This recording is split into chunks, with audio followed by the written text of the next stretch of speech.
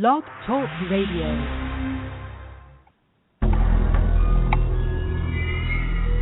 Does a monster roam the remote forest of North America? Some know it as Bigfoot. Others call it Sasquatch. Eyewitnesses describe a creature covered with hair, walking on two legs, towering over 8 feet tall, and sporting massive arms and shoulders. Join us as we examine the evidence, interview the eyewitnesses, and ponder the mystery on Sasquatch Watch Radio.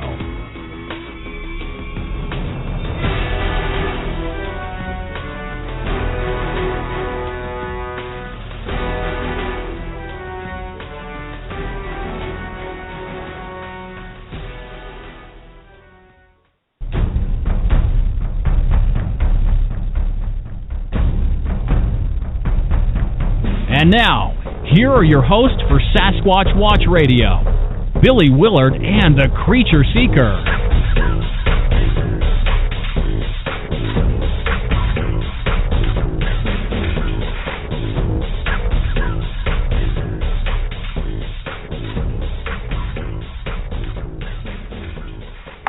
All right, welcome everyone to an episode of Sasquatch Watch Radio. Today is September 15th, 2015. We have a great show for you tonight. We're going to skip all the sponsor mentions and stuff today because this is going to be possibly a final episode, and so we decided to make this a 2-hour finale special. And of course, we got a great guest on to be able to spend time with tonight for the next 2 hours that we'll be talking to here in just a moment. But before we get to that, how are you doing tonight, Creature Seeker? Doing great, Billy. How you doing? Doing just fine. Doing just fine. Now, here's the funny thing. I was just checking I was getting ready to bring Dr. Meldrum in here. And you're going to crack up, but it's not going to be unusual because Blog Talk does crap to us like this all the time. I go to click on the thing to bring him in, and a box pops up where it says "Call your guest," and it says on the box, it says "Calling out is a premium feature." Now, do you know how many years I've been using this system to call a guest and bring them in, and we have not downgraded our service at all? You know, Billy, this has been kind of an ongoing thing with them, you know, and it's not like we're using the free service, you know. Exactly. Yeah, if we were using the free service, first of all, we've already got 1, 2, 3, 4, 5, 6. We've already got 6 people listening to us on the phone. If we had the free feature, you can only have 5 callers, and that's it. But yeah, it's interesting. So anyway, make a long story short, I'm going to attempt to put in Dr. Meldrum's phone number here, and just see if this system's going to call out or if I'm going to have to call him by phone. So, we're going to give it a try right now. You have reached the main switchboard at Idaho State University. Our regular business hours of operation are 8 a.m. to 5 p.m., Monday through Friday, Mountain Standard. All right, well, Dr. Meldrum. That's the phone number that he told me to call. So, maybe I'll give him just a second.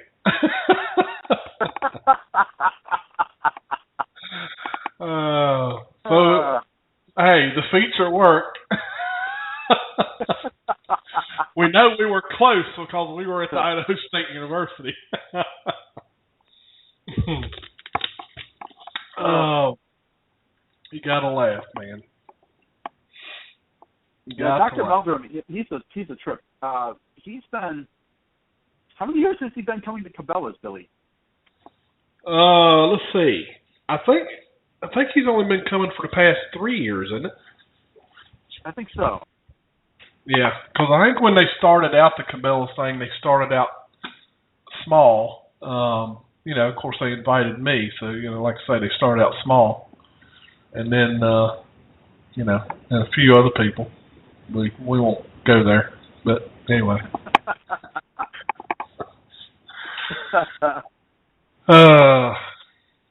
But so we've been able to have some pretty funny times with Dr. Meldrum and get to know him a little bit. When you see him at these conferences and he's giving these presentations, he's very professional. Yeah. And you almost think, well, he's kind of one of those snooty, professors, because he speaks so eloquently, and he's very concise, and he doesn't really, during his presentations, they're not really, he doesn't really joke around a lot, so he really wants to educate people, and so you get the impression that he's not approachable. But I will say, having known him all these years, and he spoke at Creature Weekend 2 years ago, that he really is a really funny guy, and he's not above practical jokes.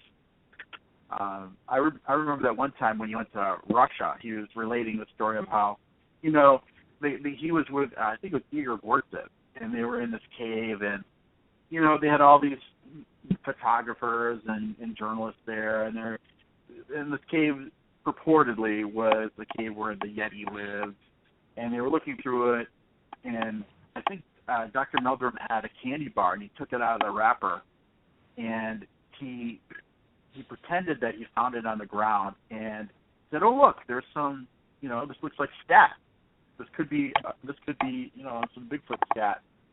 And then he smelled it, and then he bit into it. And of course, it was like that scene from, remember Caddyshack when they found the candy bar in the swimming pool? Yeah. And Bill Murray, he smells it and he bites into it, and that lady faints. It was reminiscent of that, Billy. So right. Dr. Meldrum, he's a fun guy. I'm gonna try it one more time, and if not, then I'm gonna call the other number. So here, let's try this again.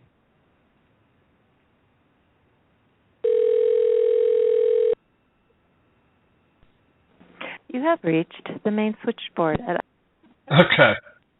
All right. We're gonna call the other number, and if he needs us to call back on another number, then we will. So this way, I know I'll get connected to him. So all right. Let's see what happens.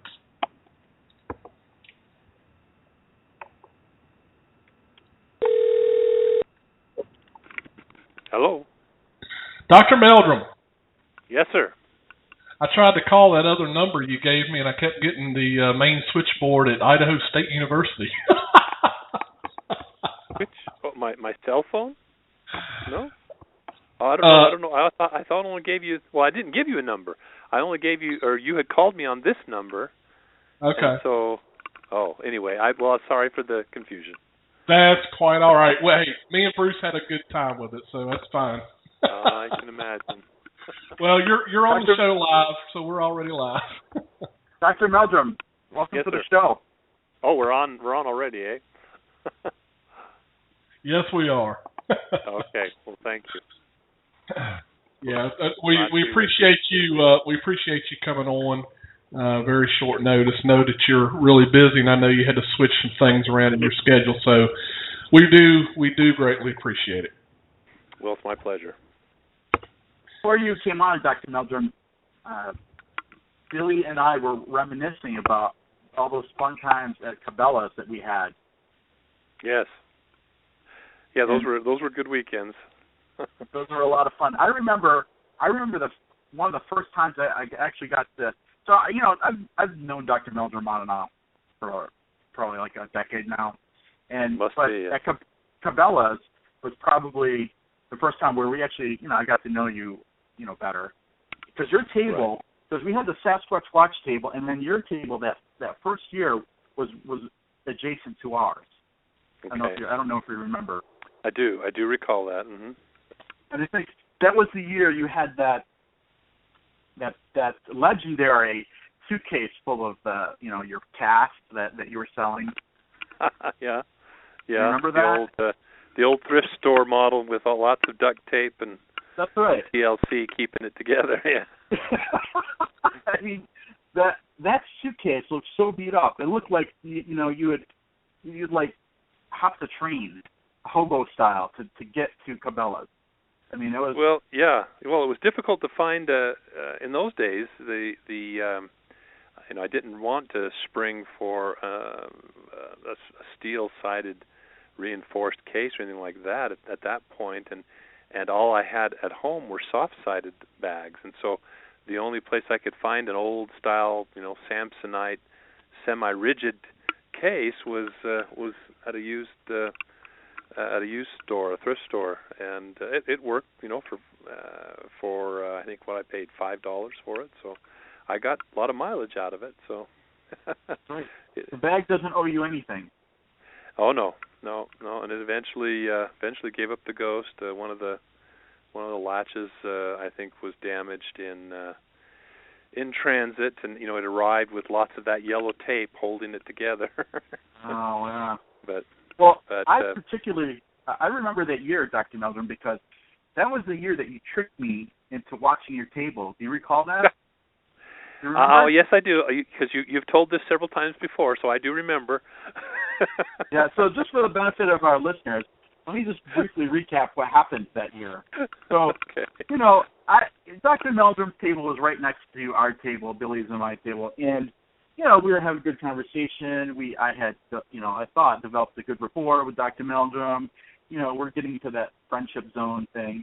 And Dr. Meldrum, he's got his books there, his, Bigfoot Legend Meets Science books. He's got plaster casts of footprints, various footprints. And then you had that big knuckle impression cast that you had acquired somewhere. So Dr. Meldrum, says, oh, hey, can you tell me where, the washrooms are? I said, sure. Just go out this room. We were in this vendor room. I said, just go out this room, take a right, and, it's your first left. So Dr. Meldrum leaves the room, and so I felt compelled to watch Dr. Meldrum's things. And, of course, Dr. Meldrum, he always draws the crowd. So people were just coming in, they're streaming in, they were looking at his book, they were looking at his cast. So I was, and since I was there, I was trying to field questions and, just kind of watch his table. Well, some time goes by, and Dr. Meldrum doesn't return, and all these people are at his table. They're like, despite the fact that it's clearly marked that the casts are $40, the book is like $30 or whatever, people are asking, hey, how much is this book? Or how much are these casts? So I'm trying to answer questions. On several occasions, I was transacting, taking money because people said, oh, I have to go, but I want this book. So I said, all right. Anyway, you took money while I was gone? I did. Dr. Meldrum, I gave you the money. Don't even start any rumors, okay? Okay. So the people finally dissipate. I look across the room, Billy, and what do I see? I see Dr. Meldrum sitting at a table, taking full advantage of his Cabela's discount. He had like 3 pounds of fries, a tall bladder buster fountain drink. It must have been 64 ounces, and he had this piled high pulled pork sandwich, and he had not a care in the world. I'm busting my hump trying to watch his table. He's over there enjoying this repast, right? Yeah. So I was like, are you kidding me? This guy's over there. I'm trying to watch his table. And I was, and all the while people are still asking me questions, and I'm like, the guy's sitting over there, you might want to go over there. But of course somebody wants to walk across the room. And they're like, how much is, can you show me this knuckle impression? And I'm like, trust me, if Dr. Meldrum were here, I'd like to show you some knuckle impression. And so finally, there was just so many people, and it was just me trying to watch both tables. I think one one immoral person did make off with a book, and so Dr. Meldrum comes back, and I was like, oh, I'm glad you're back, and Dr. Meldrum. So I said, I was trying to watch your table for you, and then as we got into discussion, I said, yeah, I think someone might have walked off with a book or something like that. And you're like, you let someone walk off with one of my books?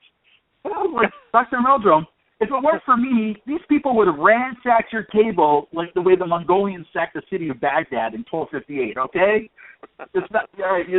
Some guy get off with one book, but I saved the rest of your table. I mean, your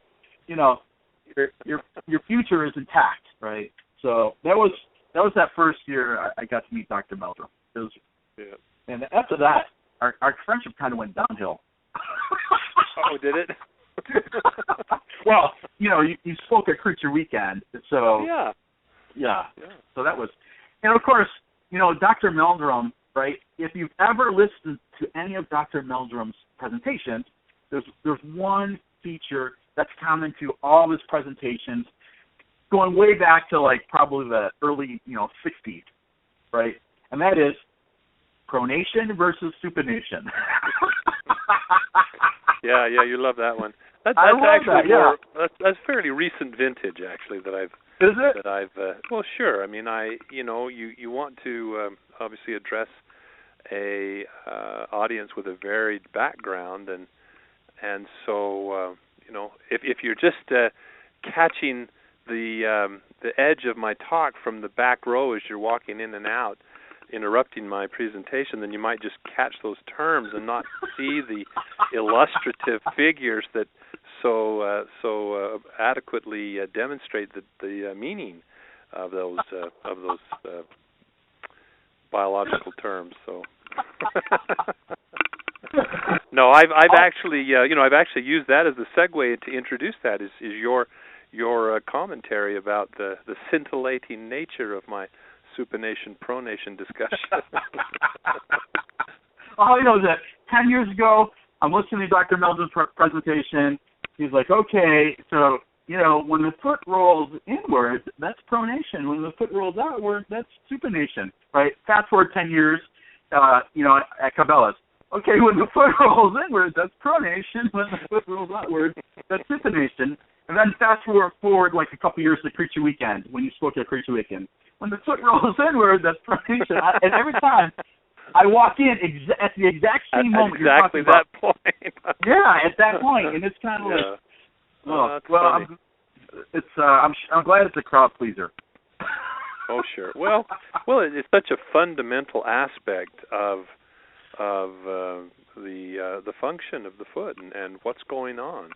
I mean, even again today, there was chit chat on the one of the kind of private mail lists that goes around.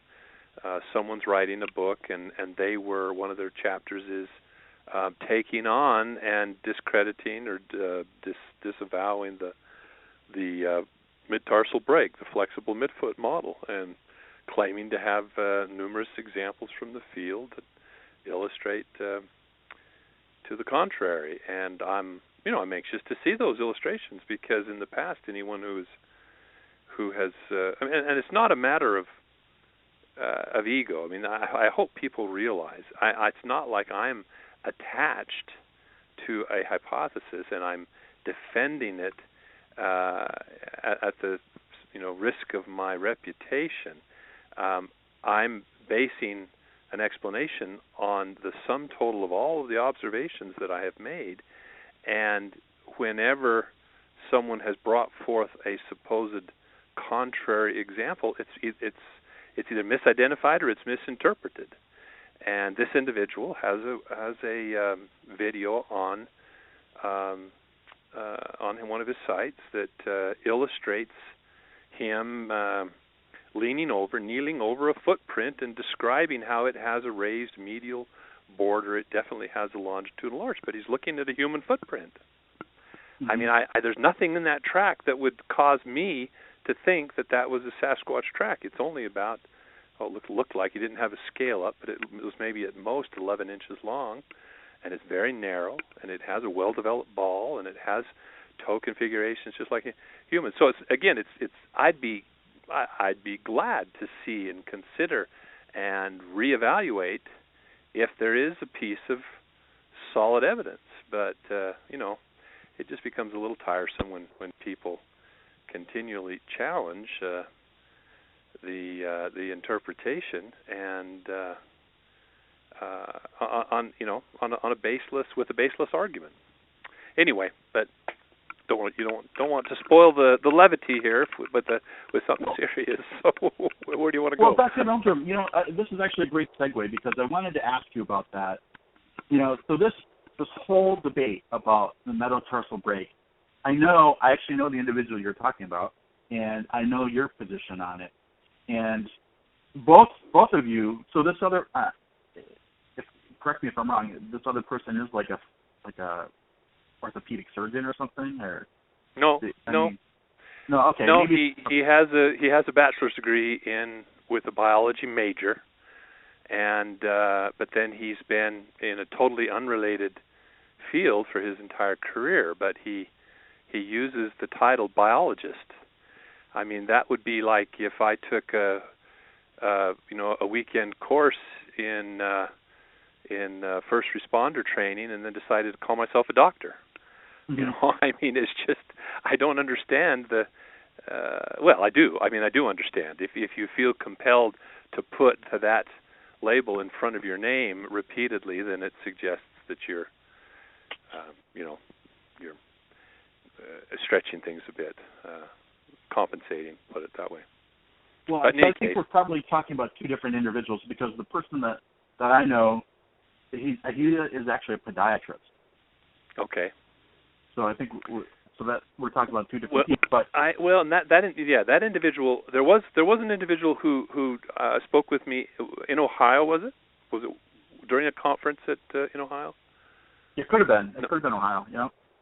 And he was an orthopedic surgeon, and he was talking about making reference to a pathology of the human foot, a Lisfranc fracture through the metatarsals and base of the metatarsals, and how that might manifest itself. But the thing is, we're not talking about a pathology. I mean, see, that's part of the problem is when and there have been others. Some of them have had legitimate credentials behind their names and lots of clinical experience, but they had no experience. There was this Dr. Eisner that became Bobby Short's pet project, and he wrote a lengthy essay challenging the mid-tarsal break and not just saying that there was evidence to the contrary, but he took the point of the position that such an architecture of the foot would be dysfunctional. It would be debilitating, that a person couldn't walk if their foot flexed in the middle. And I said, well, look at a chimpanzee. Chimpanzees walk and run and jump just fine, and they have this this anatomy, not a pathology. Because he was an orthopedic surgeon, what he was looking, the only examples that came anywhere close to that were examples of individuals who had pathologies or disabilities of the foot that were debilitating, and so it was just very, very, very misguided, and then we get back to this same old thing, and I had an interesting exchange with an individual on the radio one time. I kind of was blindsided by her involvement in the interview, but she went after the mid-tarsal break with a vengeance, and it kind of was dragging on, and I was finally getting a little bit frustrated with the situation, a little losing my patience a little bit. I try not to, but she said, "Well, you have your opinion and I have mine." And this is what this Dr. Eisner said to me in private correspondence. Well, you have your opinion, I respect your opinion, and I have mine. And I really kind of came back at this individual on the radio show, and I said, wait a minute, we're not talking about opinions here. I'm talking about you may hold an opinion based on your experience, but I said I'm talking about a conclusion that's drawn from a career having studied this region of the anatomy in humans and non-humans. I said, how many human feet have you dissected? How many hours have you spent watching chimpanzees and gorillas and gibbons walking, on various substrates? How many feet of those primates have you dissected? How many papers have you published on human foot form and function, on the evolution of hominid bipedalism and associated foot skeletons? I said, when you can answer those questions in the affirmative and in an impressive way, then we can talk about your opinion or your conclusion. But I says, we're not comparing opinions here. It's apples and oranges. I mean, it's not even apples and oranges. It's apples and rocks. I mean, it's not even in the same group, So, and again, I mean, it's not, it's always, I'm always reluctant to talk about these things because I don't want people to come away. It's not an ego trip. It's not arrogance. It's not condescension. It's just the mere fact that, we're not on the same playing field in regards to those observations and those facts. Now, this person may have more experience in the field. I kind of doubt it, given the amount of time I've spent in the field and the observations of footprints in, that have been discovered in the field or examined otherwise. But it's not arrogance. It's just let's talk about facts, not opinions or speculations or wild inferences based on isolated examples that probably haven't been aren't sufficiently detailed to allow for an accurate interpretation. I mean, when you've looked at hundreds of footprint casts and hundreds of photographs of alleged footprints, then you start to see a pattern. You start to see some things that keep popping up again and again and again in remarkable consistency. And then it's on that basis that these discussions are had. And and I've published some of this stuff. My book, I'll admit the chapter on footprints gets a little heady for the uninitiated reader, but I felt compelled to really put the stake out there instead of the pablum, so that chapter, if anything, conveyed the weight of the most, in my opinion, the most compelling evidence that we currently have. Short of DNA or short of a body, the footprint evidence is by far the most prolific and the most compelling body of data that speaks to the existence of an animal that's out there. Because, boy, you just can't dismiss these things as a collection of spurious hoaxes and misidentifications. I mean, there are those, some. I think hoaxes are actually, until recently, it seems recently, hoaxes have been much more prolific, more multiplying. In the past, it was much more the case that it was a matter of sorting out the misidentifications. People being a little too enthusiastic about every indentation in the ground that they encountered. But I tell you what, Dr. Meldrum, have you noticed how it seems to be more acceptable today that people put out these photographs of things that they've taken pictures of in the woods, and more people seem to be more acceptable and more willing to say, "Oh yeah, you got a picture of a Bigfoot there." Yeah, that does seem to be the case, and I honestly don't keep tabs on everything. I try not to get sucked into that black hole of spending too much time on all the different websites and so forth, so I don't keep up with everything until sometimes it's a matter of people bringing something that warrants more attention to my attention. And there've been a couple. I mean, there was one recently. I must say I'm a little intrigued by Jeff Yellick's photograph of that.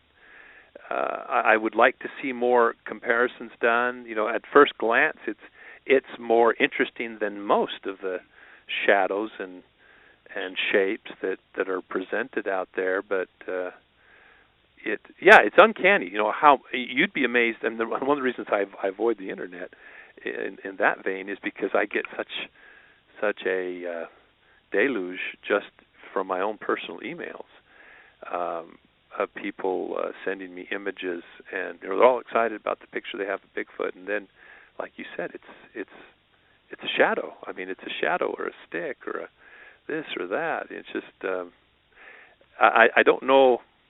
Well, I guess it's not that mysterious. It's just unfortunate. I don't know what has caused the increase in it, but I mean, I can understand people get excited. They want to have a piece. They want to participate in this phenomenon, in the search. They want to contribute something, and that's one of the things that is also becomes rather tedious. Is in science we're obligated, we're required to put anything that we propose or that we conclude are the results of our observations or experiments up for review, up for peer review.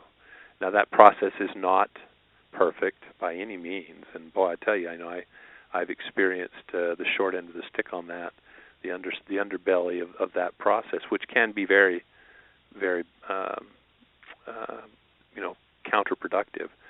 But you learn that when people, and again, speaking ideally, when your colleagues critique your work, it's your work that they're critiquing. They're not necessarily critiquing you unless something about your interpretation or the production of results or drawing of conclusions reflects on your abilities, your acumen as an academic. But the non-professional, the non-scientist, hasn't had that background, that training, and so when you do criticize something, they take it very personally. I mean, they have taken ownership of this piece of evidence, be it a supposed footprint or a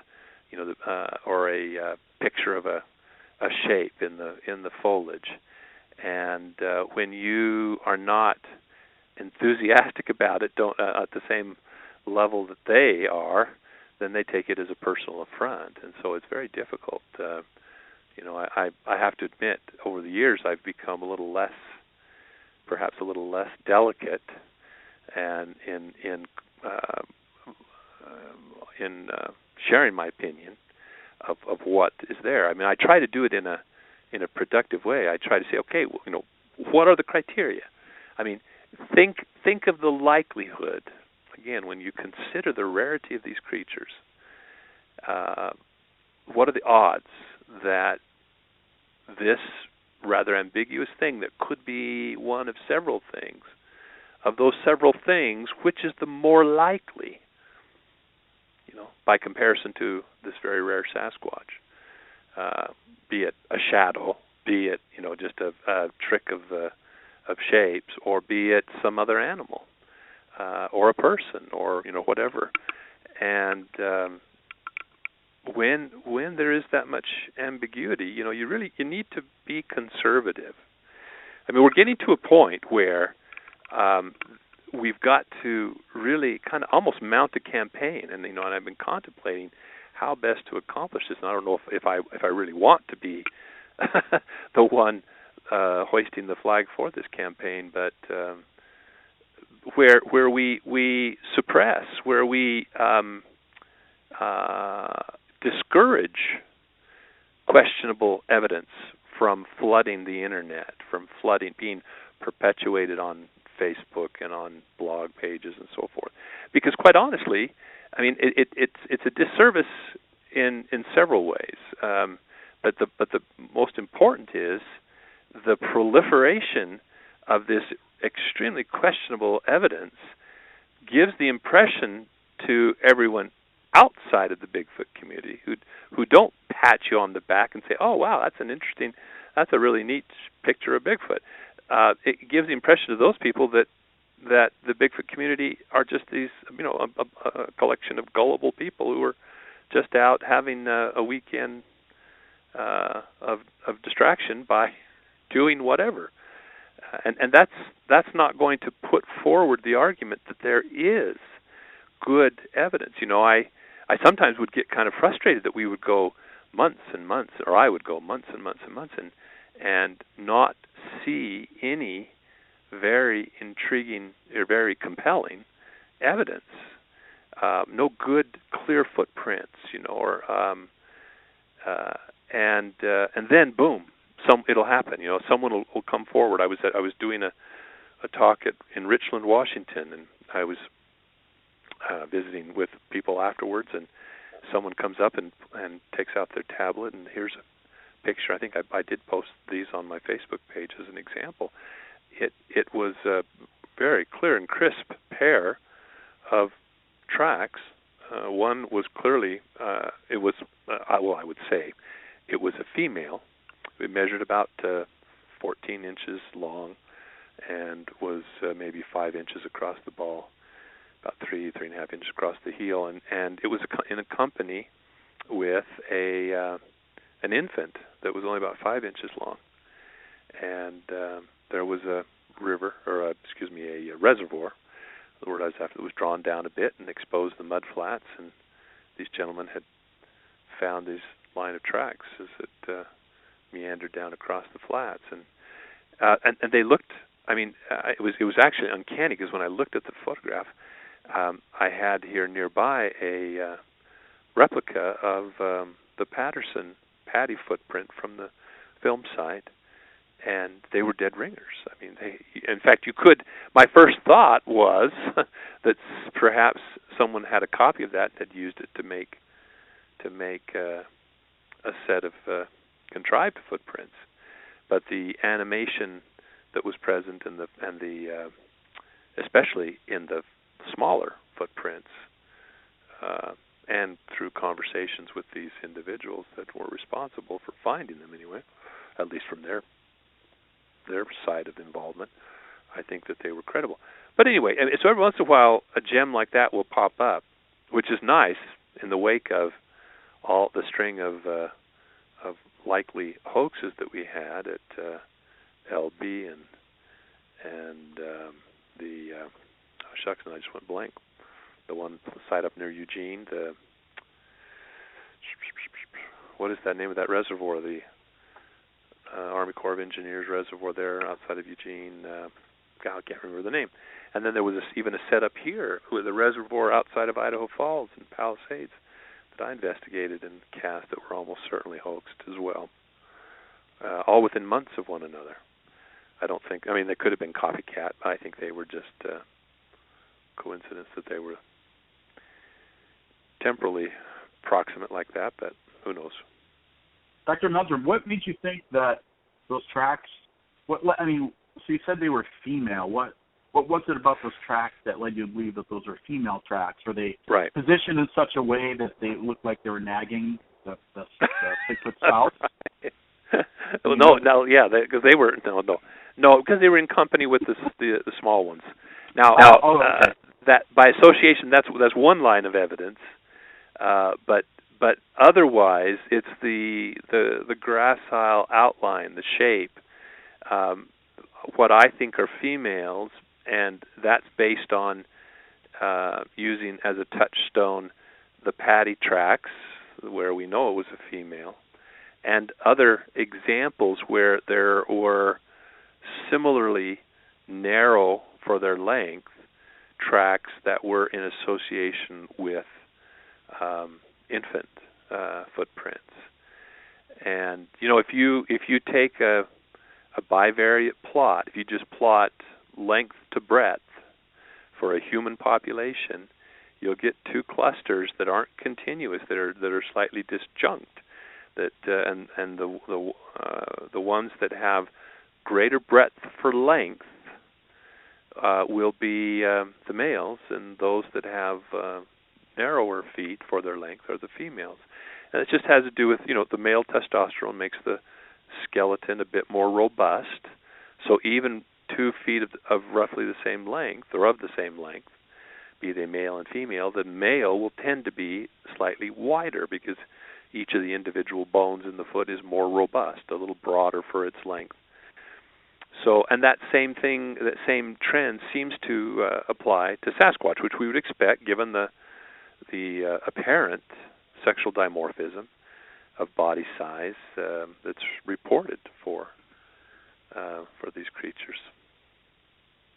Now, if you were to give someone a piece of advice, and you were to say to them, listen, do not bring me a photo or a cast of a track, unless it fits these criteria, what would that criteria consist of? What would be 5 points that they should say, oh, you know what, maybe I should, look at these 5 points that Dr. Meldrum laid out, and if they meet that criteria, then perhaps I can bring them to him. Perhaps they are legitimate sports.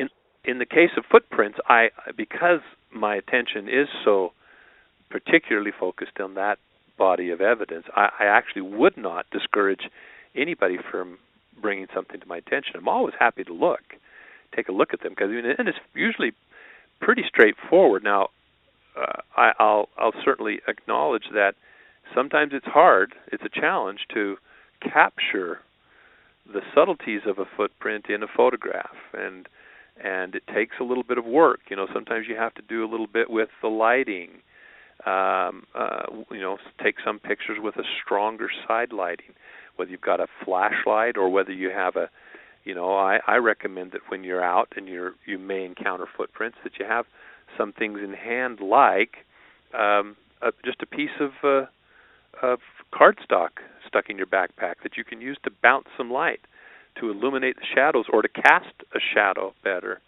Even a white T-shirt you can use. You could stretch and use that to bounce light and help to improve your photography efforts. But the first and foremost thing, and this became kind of a byword for, I guess you'd say, is put a scale in there, and make sure it's a universal, either a printed scale bar with gradations either in inches or centimeters, but make sure those are indicated, or an object that is easily attainable. Putting down a pen or a pocket knife or your foot, and then telling me your foot is this long or your boot is this long, that's no good. I can't confirm that unless you send me the boot, But if you put something like a dollar bill or a quarter, something of known dimension that I can, that can be easily confirmed as being that goes a long way. So include something like that in the photograph. When we're looking at tracks, I recommend that everybody who is interested in this subject educate themselves on the things that are most likely to be misidentified. And the most common form of wildlife out there whose footprints could most readily be misidentified as a Sasquatch is a bear, because it has a rather flat-footed hind paw with 5 toes, and it has this tendency when it walks with sufficient speed that the fore and hind paws then kind of overlap a bit or register. And sometimes, if the footprint is ambiguous enough, the outlines of the individual elements of the foot are a little ambiguous due to the coarseness of the substrate or shallowness of the imprint, it can take on the appearance of an elongated Sasquatch footprint with toes. Toes really add tremendously to the perception of a footprint. Our search image, our mind creates a search image and recognizes the little indentations of toes, and they jump out at you when you see them. So anyway, it's very easy these days with the internet to create a little archive of your own of bear footprints, BEAR footprints, and photographs of bear paws, and learn how to tell the distinguishing characteristics of those. You can't rely on the presence or absence of claws or claw marks. It just doesn't always work, because in the springtime the bears are digging up a lot of corms and roots and things, and they will dig their nails down to the quick. They will grind them down to the quick, and they don't show up always in the footprints. I've got numerous examples here in the lab, both with and without claws showing up. So a scale, make sure that you don't misidentify bears. And it's not. Don't be embarrassed if you do. I've had some of the most supposedly claimed to be experienced hunters and outdoorsmen who have misidentified bear tracks as Sasquatch tracks, and it was funny when Brian Sykes, his documentary, when the BBC did that, or Channel 4, whatever it was, I can't remember the production company now, but they did the Bigfoot Files, and they came here, and the host, I guess my age is showing. I'm having a harder time grabbing names out of the air. But the host, Michael, I think it's Michael something, but in any case,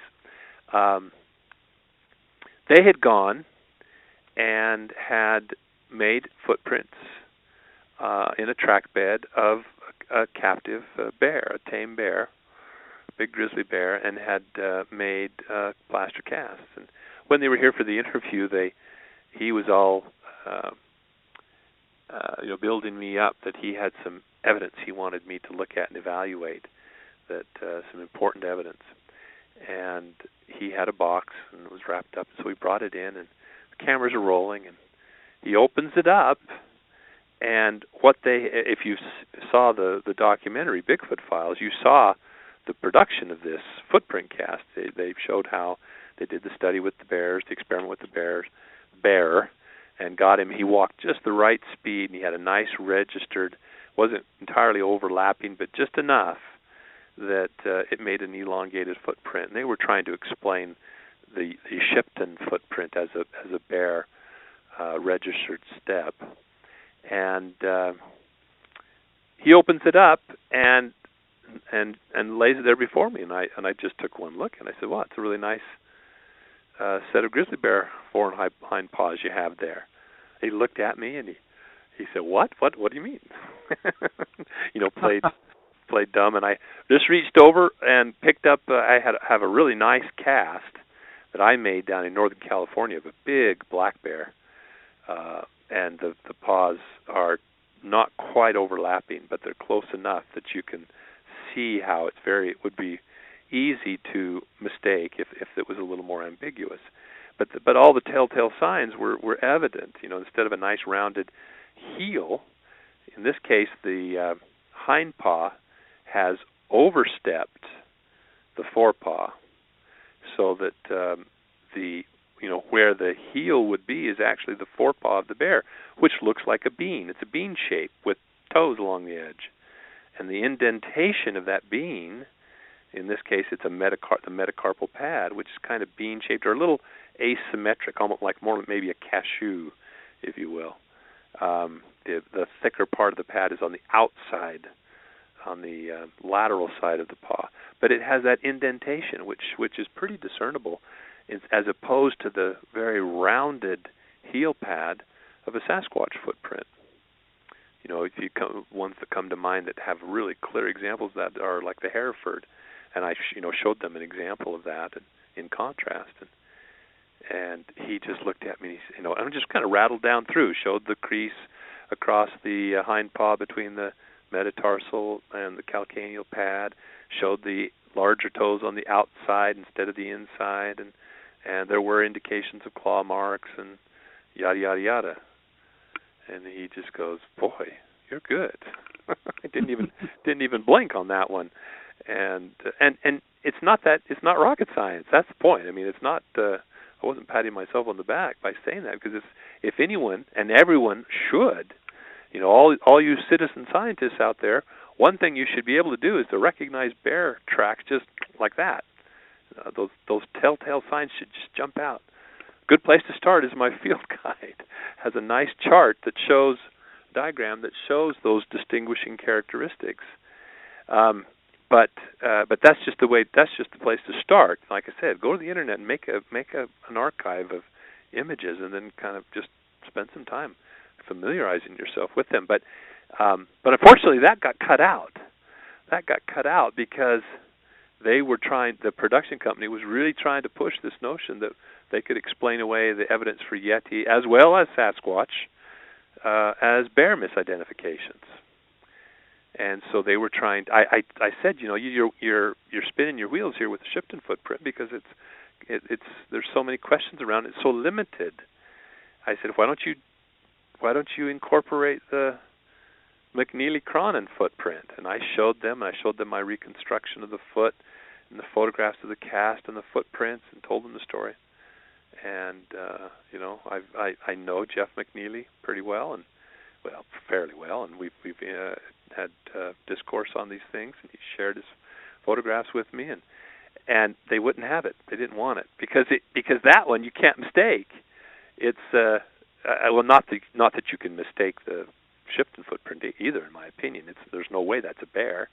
The toes, if those indeed are toes, and not some other artifact, those toes are nothing like a bear. Those three little syndactylous toes off to the side are so ape-like that. But with the McNeely-Cronin, it looks just like a big chimpanzee with stubby digits, a divergent big toe. And that wouldn't have fit their little theory. So of course they cut out. They edited. Maybe Bruce might have been out there walking around or something. That could no. I think the Shipton footprint was, what was that, 1928 or what? No, 50s, 58, 57, 58. Because Eric Shipton, he of course that famous photo when he ascended the Himalayas there, that was in I can't remember the book. Maybe it was in John Green's book, but it's a famous photo of Shipton's footprint, and they're claiming that it's a bear print, and you're saying that from the photograph that it doesn't have the characteristics of a bear print. It does not. Yeah. And there've been different ways to interpret that, and there've actually been some interesting. Interesting additional perspectives that do raise some questions about the whole thing. Hillary was adamant that it was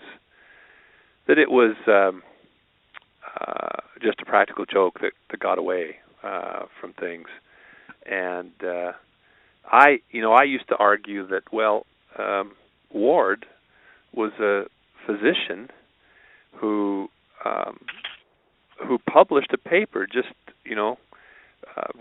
fairly recently, in a mountaineering journal,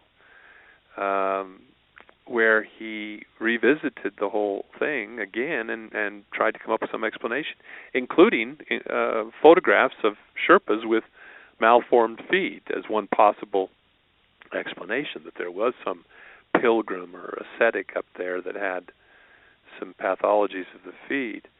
But some have made, and I'm going to discuss this a little bit more in the book that I'm writing. And I mean, it's to the point where the Shipton footprint, I'm afraid, there is so much questionable surrounding it that it's just it's not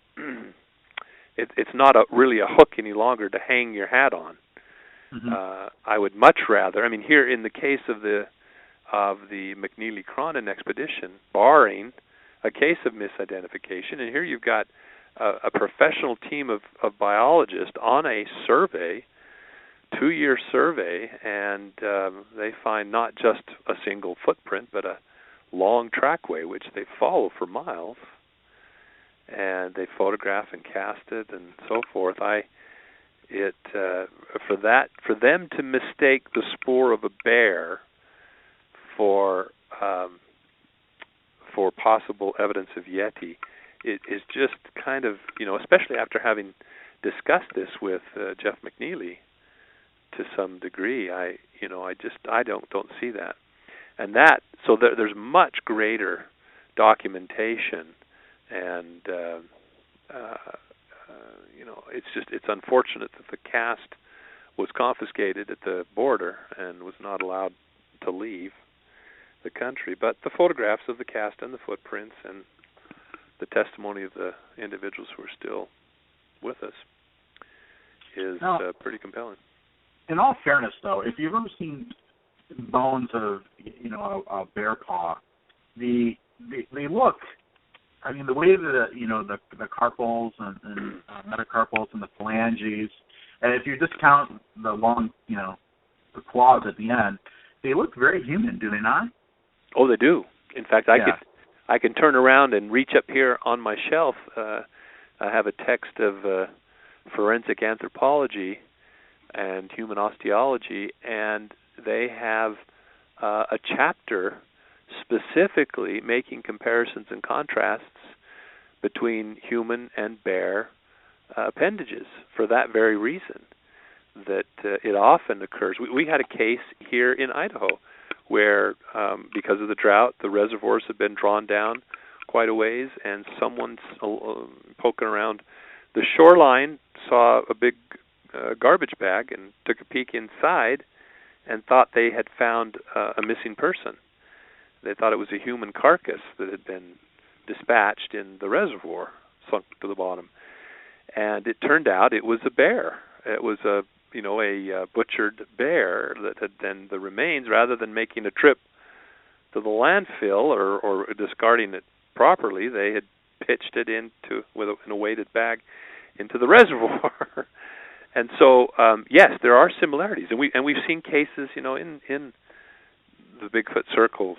There was the hand of unknown origin that Don Monroe got all, and along with Tom Biscardi, got all sorts of fanfare about, and had a chiropractor testifying that it was not a bear when it was a bear. I mean, it was a bear. I mean, again, what does a chiropractor? I mean, well, I say that. What does a chiropractor know? If he had taken the time and honestly examined the things which he claimed he had examined, there's no denying. I mean, I guess you can study all these things and then just not have an eye for detail. I mean, that's one of the reasons I think I've done well in functional morphology, is because I've got an eye for anatomical detail, and but anyway, it doesn't take, like I said, it's not rocket science. You look at that thing. They showed me the X-rays of the hand of unknown origin, and that the chiropractor had taken, and I just reached over again on the shelf, and I've got a plastic model of a bear paw skeleton, and laid it beside it, and it has the typical distinctions in the shape of the base of the phalanges, in the sesamoid bones at each of the 5 digits, and on and on. And anyway, yes, but you're right. There are a lot of similarities. There was another case where there was a foot that was found along the roadside over in Oregon, and it had black hair on it. The digits were missing. The claws, the ends of the toes, were missing. In this case, I don't know why, because usually what happens is someone is skinning a bear. They'll peel the skin back, like pulling your shirt sleeve down until you're right there to the last digit, or the last elements of each digit, the last phalanx, and then you snip those off, and then so that the bone supporting the claw is still attached to the hide.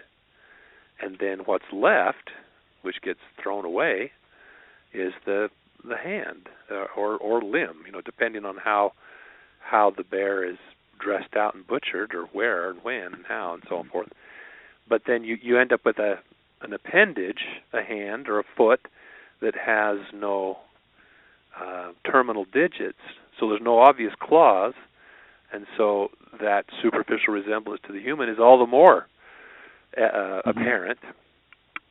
And so in this case, it was very easy to look at it, and you could tell where the long. I mean, the way it was, this one in Oregon was butchered. The foot was separated right at the ankle, at the joint, so the trochlea, the ankle bone, the joint of the ankle, was evident, and it has a very distinctive shape and a certain asymmetry, so you could tell which is medial and lateral, inside or outside. And I could tell that the longest toes in the picture were on the outside of the foot, so it had to be a bear. And this, by the same logic, about right after there was that hand of unknown origin, there was a foot, quote, of unknown. Well, they knew the origin. The foot was found in a landfill and I think it was back east in Georgia or somewhere, or back east, I can't remember now. But same thing, the terminal phalanges were snipped off, no skin, it was just down to meat and tendons. But there was all this question about whether this was, first whether it was human, and then it was, if it wasn't human, maybe it was Bigfoot, but it was a bear. Well, Dr. Meldrum, we have a question from the chat room here. Okay. And so the question, let me give some context to this question. We on the show, and in general, there's been a lot of discussion about this phenomena called the Dogman, or Dogman cryptids. Yeah. So we have the person in the chat room asking if you could weigh in on that, if, what your thoughts were that such a creature existed, and if you have any casts or footprints of the so-called Dogman cryptid. Well, no, I don't have any footprints attributed to it, and I mean, I don't know what they would look like anyway. I mean, I assume the Dogman, if one were to exist, I envision it would be up on its digits like a dog, and so it would leave a large wolf-like footprint, but maybe not. Maybe that's wrong. I don't know that much about the Dogman, and I don't, other than the few instances where it's brought up in connection with Sasquatch. The only time I've ever done anything in relation to that was a documentary where they were looking at the coy wolf as a possible explanation for Dogman sightings. These hybrid coyote wolves that are rather brazen sometimes and go right into neighborhoods and down in populated areas. But in any case, so the only reason I agreed to do the interview was that they were interested in a different possible explanation. We were actually looking also into the legends of the rougarou down in Louisiana, and pardon me, as a kid growing up, when they said rougarou, I knew about the loup-garou.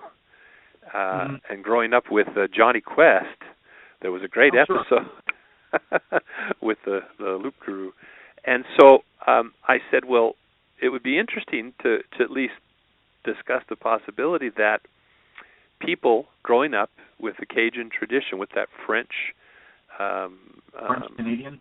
Yeah, French. Well, in the case of the loup-garou in Canada, it's French Canadian. In the South, it's the French Cajun influence, and but similar in that they come to the New World bringing probably stories from the Old World of these shapeshifters or werewolves or whatever, and so with that kind of story in their culture, if you meet a tall, dark, hairy figure in the woods at night, it has to be a dogman, a rougarou.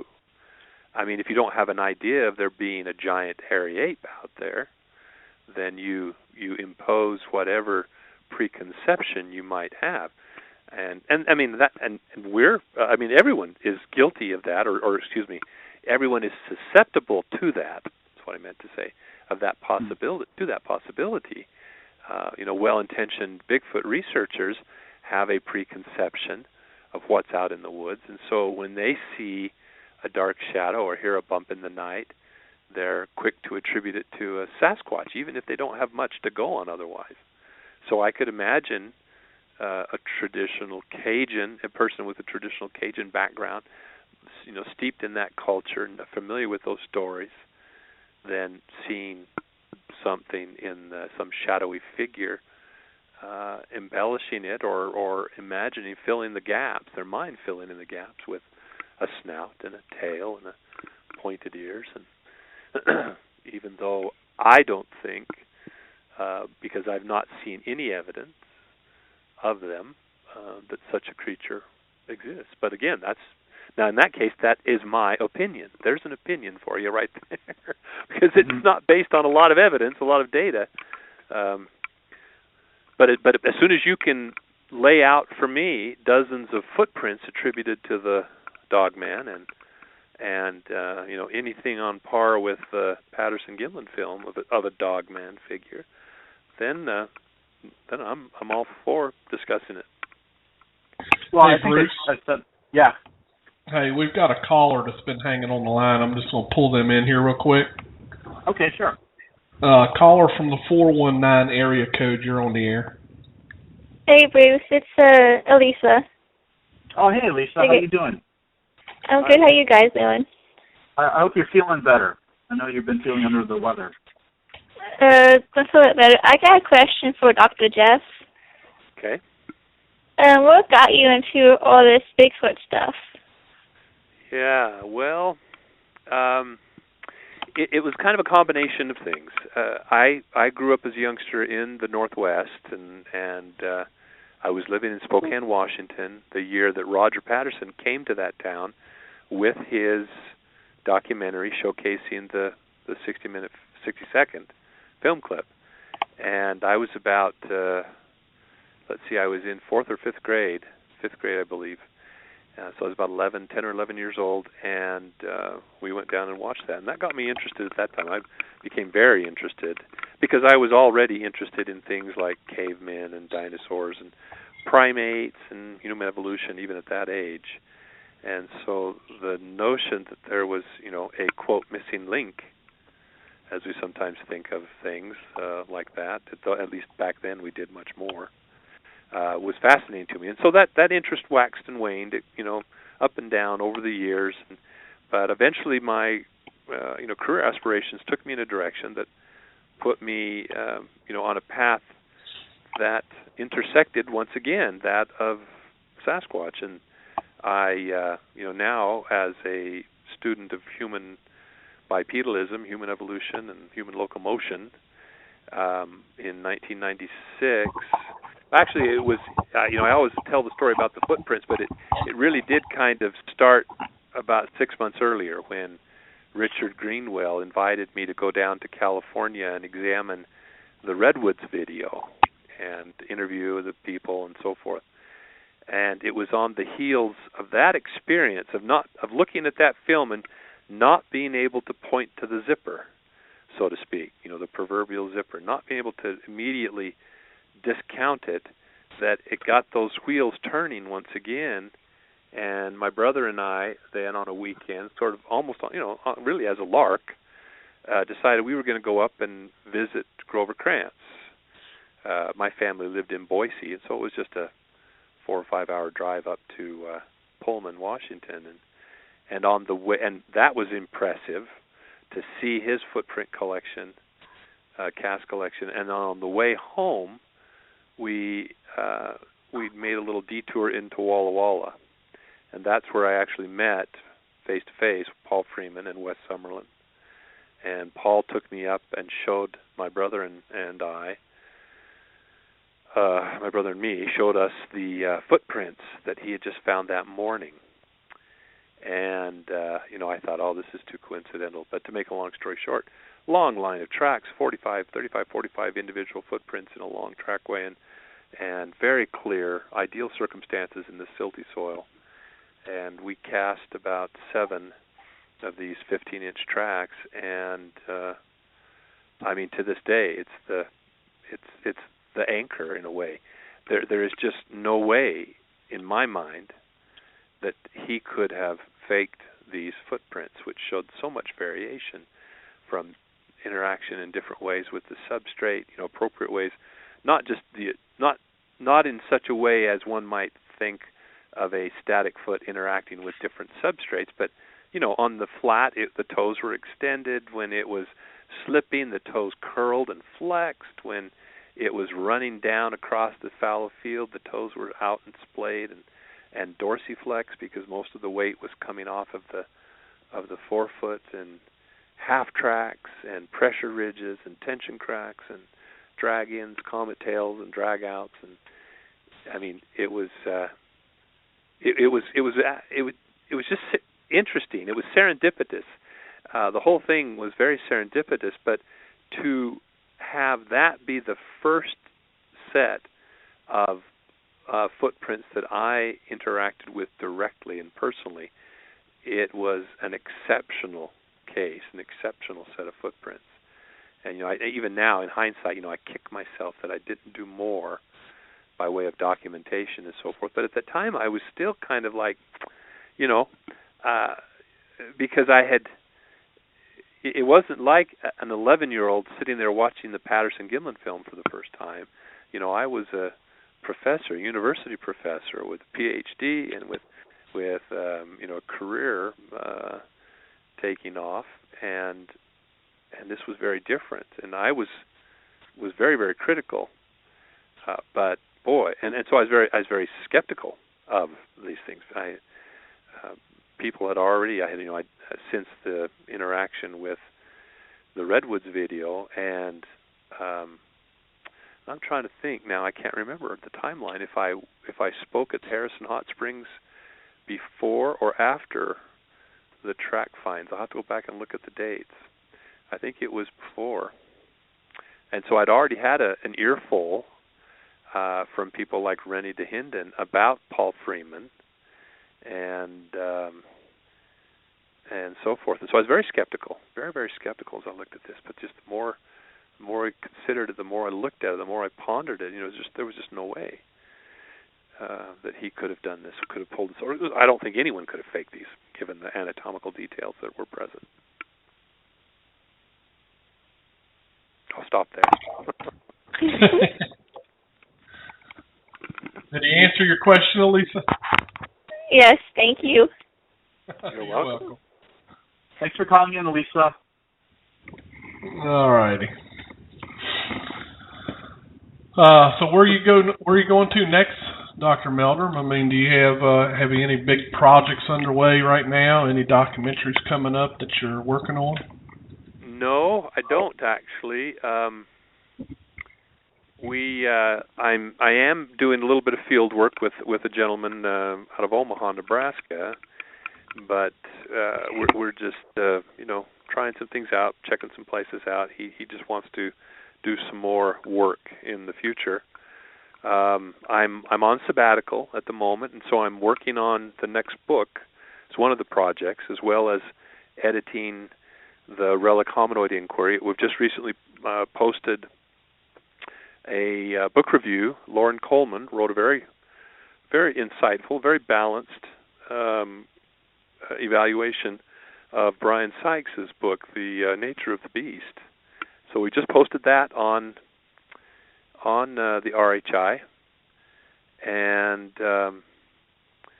I've got as soon as I get, he's proofreading right now, but Dmitry Bayanov has also written some comments about, from a more philosophical point, epistemological point of view of notes on Brian Sykes' book, sort of the philosophical attitude or approach that Sykes has taken to the subject. He raises some good points just about the way in which this topic is perceived.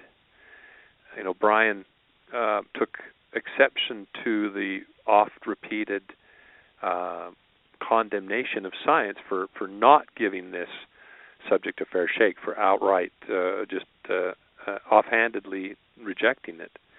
And so Dmitry, makes a very good point about there's a difference between science and the body of scientists, and he uses the words that Grover Krantz used repeatedly, the scientific establishment, which has often rejected things offhandedly. And there are many scientists who are guilty of that accusation. And so anyway, very, very interesting stuff. And then I'm working on that. I've got a couple of projects I'm working on with Bill Munns on the Patterson-Gimlin film. That analysis is continuing to go. It's always amazing. Every turn there's some other angle or some other piece of evidence that is reiterated or revealed for the first time. But really interesting things. And then as I think I mentioned, I'm working on the next book the sort of next sequel to Sasquatch Legend Meets Science. This one will be about relic hominoids around the world, putting Sasquatch in a broader context and pointing out that the the notion of relic hominoid species is starting to gain a little bit of traction in the scientific community, and certainly with the upcoming generation. But there was just another discovery, this Homo. And I always struggle with that last name. You're not talking about the Homo floresiensis. Oh no, not Homo floresiensis. This one is Homo, the one that was just discovered. No, I've got the paper. Had the paper right here in front of me. Nalati, something like that. But found in South Africa, comprising about 13 individuals that were interred in this cave way down. Was the story of the recovery itself is really quite fascinating, where he put out, he being Lee Berger, the researcher, put out a call for small-statured spelunkers with archaeological experience.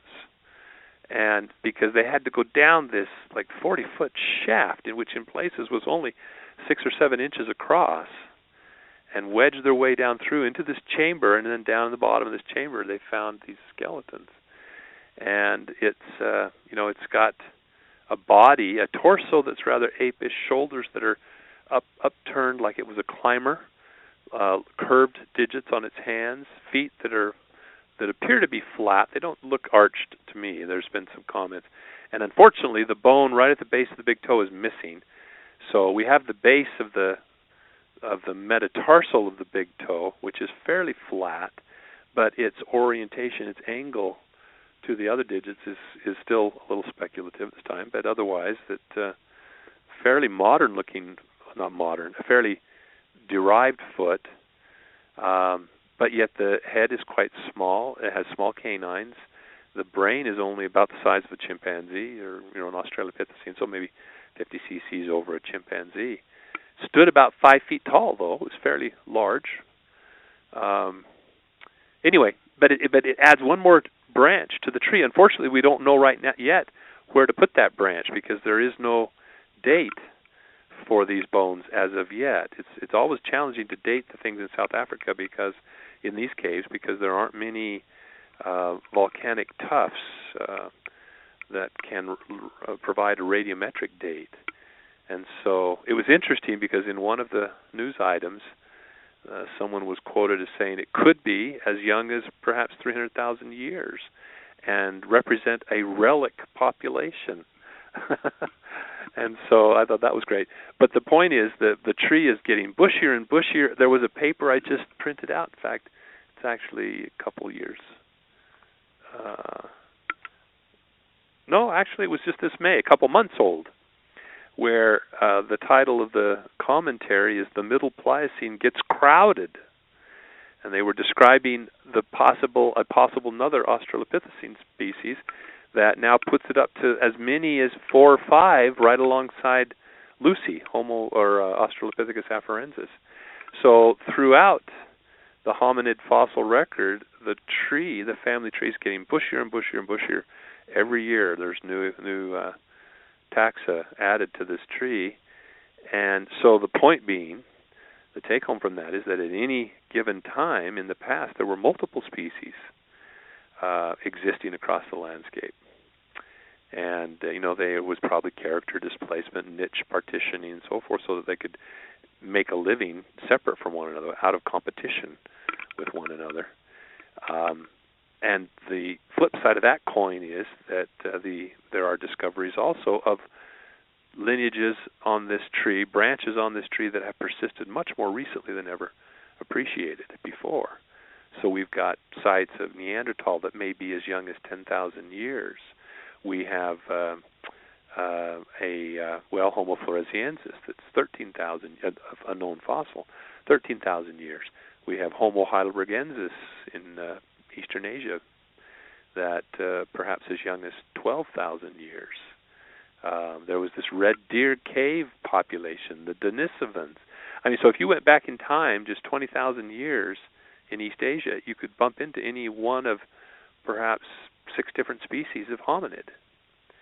And so the question is, or the point is, why would the present be different if these species, especially these more recent ones, were coexisting with Homo sapiens?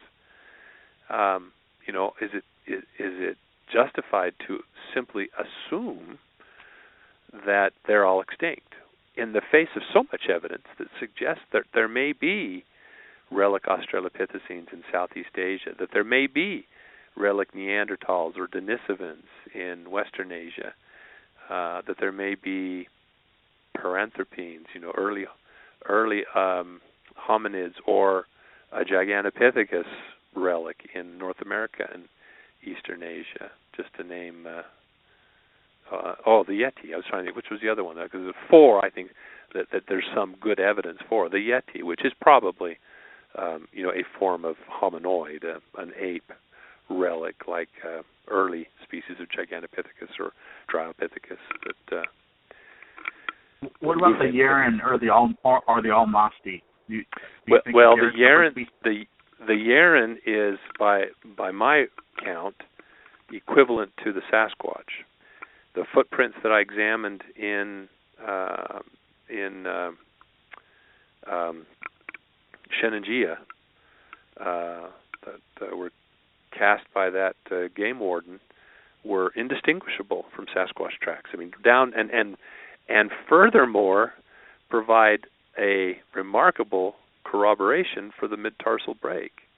They both, because they were cast next to a spring where the individual had apparently squatted to scoop up water from the spring. In so doing, its foot had flexed, all the weight going onto the fore part of the foot, causing a pressure ridge to be pushed up behind in the mud, and looked just like that Titmus cast from the Patterson-Gimlin film site.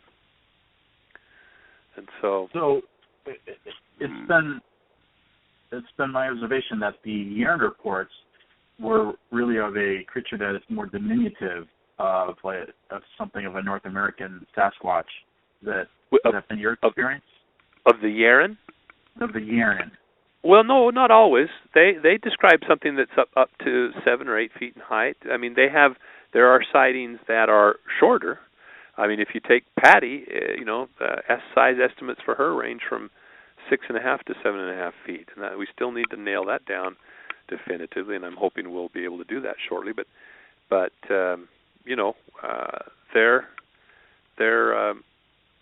I think everything else is equivalent. These tracks I examined in China were 15.5 inches long, so that would suggest something that's very similar to Patty or slightly larger. It's quite interesting. There are humanoid or hominoid, if you want to be more proper, hominoid footprints that are equivalent essentially to Sasquatch tracks in that they lack a divergent big toe, they show evidence of a flat flexible foot, and they range in size from, the ones that have been documented from 12, 13 inches on up to 16, 17 inches.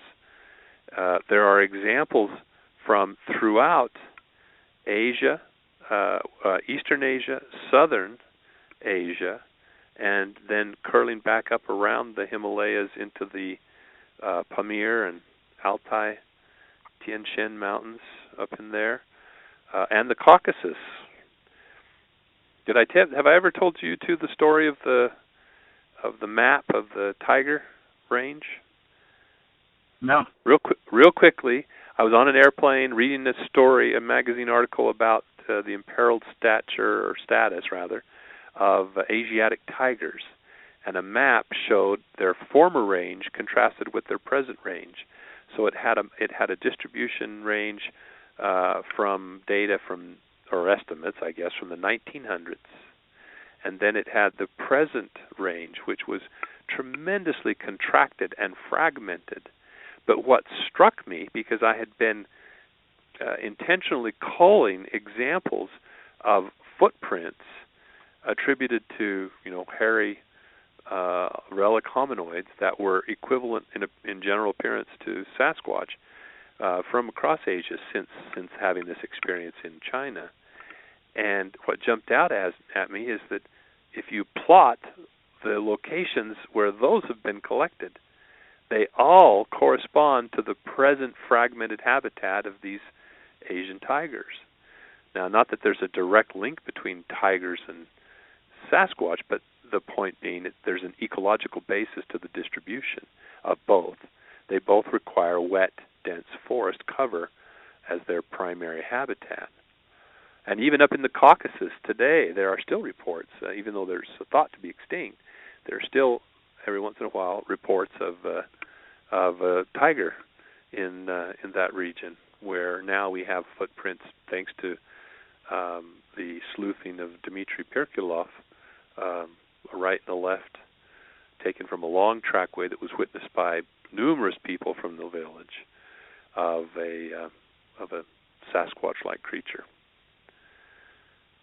The Dev, they call them, the Dev, D-E-V, the big thing, giant thing. But in any case, so it's really quite interesting. That's what I find so fascinating, is these aren't just stories, that universal, iconic, archetypal stories of wild men, some expression of the human psyche. They are stories that correspond to, ecology, to have a biogeographical basis. So it's interesting. Hey, Dr. Meldrum. Yes. There's someone in the chat that has a question about what is the smallest size cast that you have, and if you have small ones, do you believe they're children, juveniles, or another cryptid? Yeah, no, I do have small ones, thanks to in this case to Wes Summerlin and Paul Freeman. The smallest one were cast by Wes Summerlin, and they're literally about 3.5 inches long, and I don't really think that they're fully ambulatory at that age. These tracks were not wandering about; they were apparently just there beside some bigger tracks. But in any case, the best ones, the clearest ones, are a set that were cast by Paul Freeman, and I was quite pleased to see, because he had never shown this to me himself, but if you look at the Freeman footage, and it's online now, there's the complete segment. I'm not sure who posted that, but it shows the footprints. Well, it shows the footprints from which these small, and they measure about 5 inches long, 4.5 to 5 inches long. It shows the footprints in the ground. And on the occasion when Paul Freeman went up to Deduck Springs, when he got that footage of the creature that comes out stage right and steps into the open, spies him and stops and glares at him and moves on, stops for a second, glares at him again, and then goes on. If you've seen that footage, in the preceding moments, when he first arrives, he first spies these small footprints, and he goes to the trouble of making the casts, of which I have 3 now, of 3 originals from that trackway. And then he goes around these intervening bushes. There's kind of a dusty trail, and in that trail there are 15-inch tracks. And it's really quite intriguing, because when I first saw this film footage, what impressed me, it's much like with the Patterson film, what impressed me even more than the creature itself was the footprints, because, as far as establishing credibility, in this case, I could clearly see a very distinctive trait, and that is that the second and third toe were longer than the first and considerably longer than the fourth, and fifth. There was quite a step down. And that's a condition in humans we call Morton's toe, or Morton's foot, where those both toes, second and third, are longer. It's not uncommon to have a second toe longer than your first, and then step down to the third, fourth, and fifth. But to have both second and the third equally long, that's quite unusual, and it only occurs in a few percentages of the human population, so it's kind of rare. And so that characteristic was present in the footprints that I examined in '96, when Freeman filmed these very clear outlines of the footprints in the dust. You know, they weren't deeply imprinted, but you know what, footprints in dust can look very sharp if they haven't been disturbed or blown, and you can clearly see that this individual has that same trait.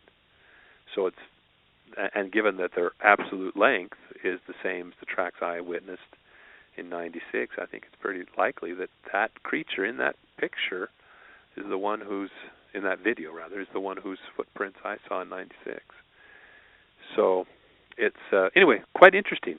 Now here's a funny twist on that too. John Myanzinski, who you know is a close colleague of mine, a wildlife biologist in Wyoming.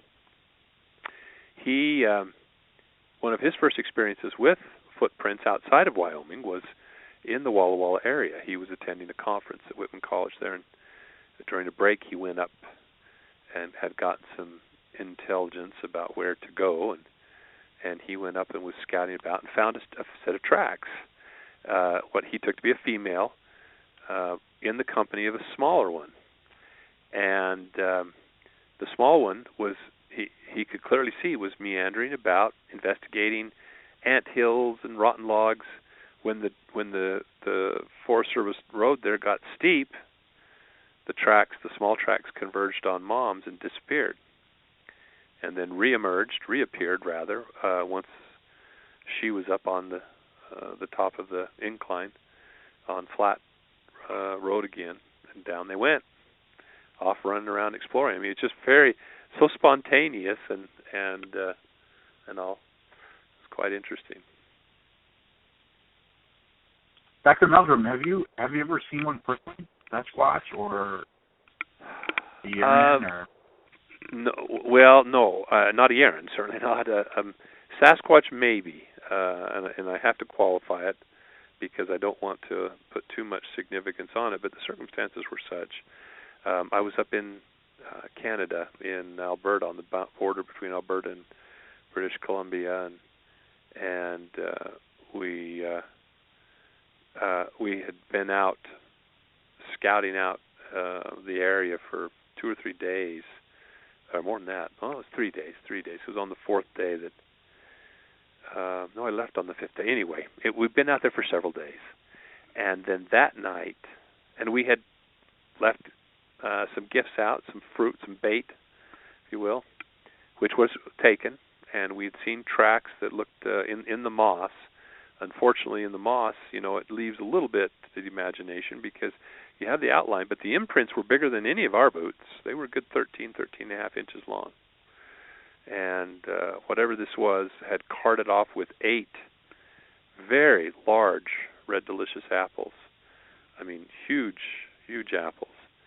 Had taken all 8 off of the tree and made off with them, and these 13 and a half inch tracks were in the moss below and around the tree and leading up to it and so on. Well, this one, on the last night I was to be there, we heard some vocalizations. And to be quite honest, we'd heard night owls hooting, the stereotypical sound of an owl. And then there was this sound, and it was down, but it was low to the ground.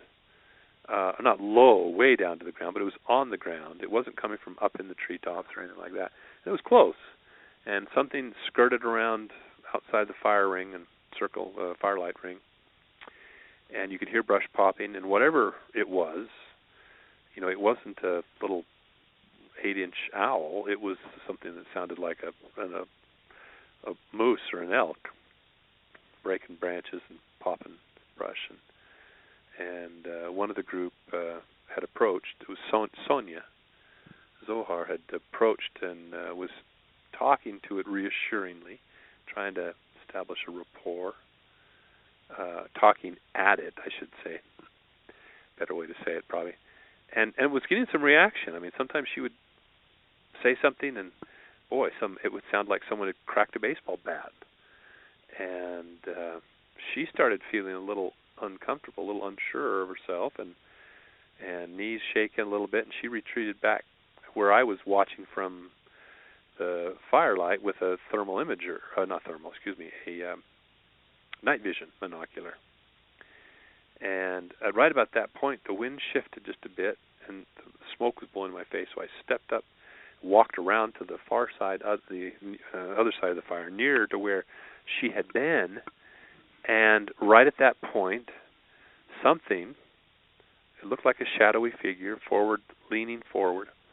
I could only see it from about the waist up because of an intervening berm that was, catching the firelight and kind of washing out the night vision down the lower half of it. But it broke from the dark tree line and crossed this road, which was a granitic gravel roadbed, so it was rather light colored in the starlight compared to the dark shadow of the tree lines. And it just, so I couldn't see it moving. I mean, I couldn't see its legs moving, but I could see its arm swing, and it's, if you just imagine Patty, but a black silhouette, and seeing her move from the waist up, that's how it looked as it crossed the road from one side to the other. So it crossed about 10 yards in several quick steps, moved very smoothly and silently, and disappeared into the shadows on the other side. And I sat there and I blinked my eyes, and I took the night vision away, and I put it back, and I up to my eye, and I moved it around, trying to see if I maybe had just imagined things. You have to imagine when you sit and stare through a monocular with one eye closed, so you have no depth of field, and you're looking at that.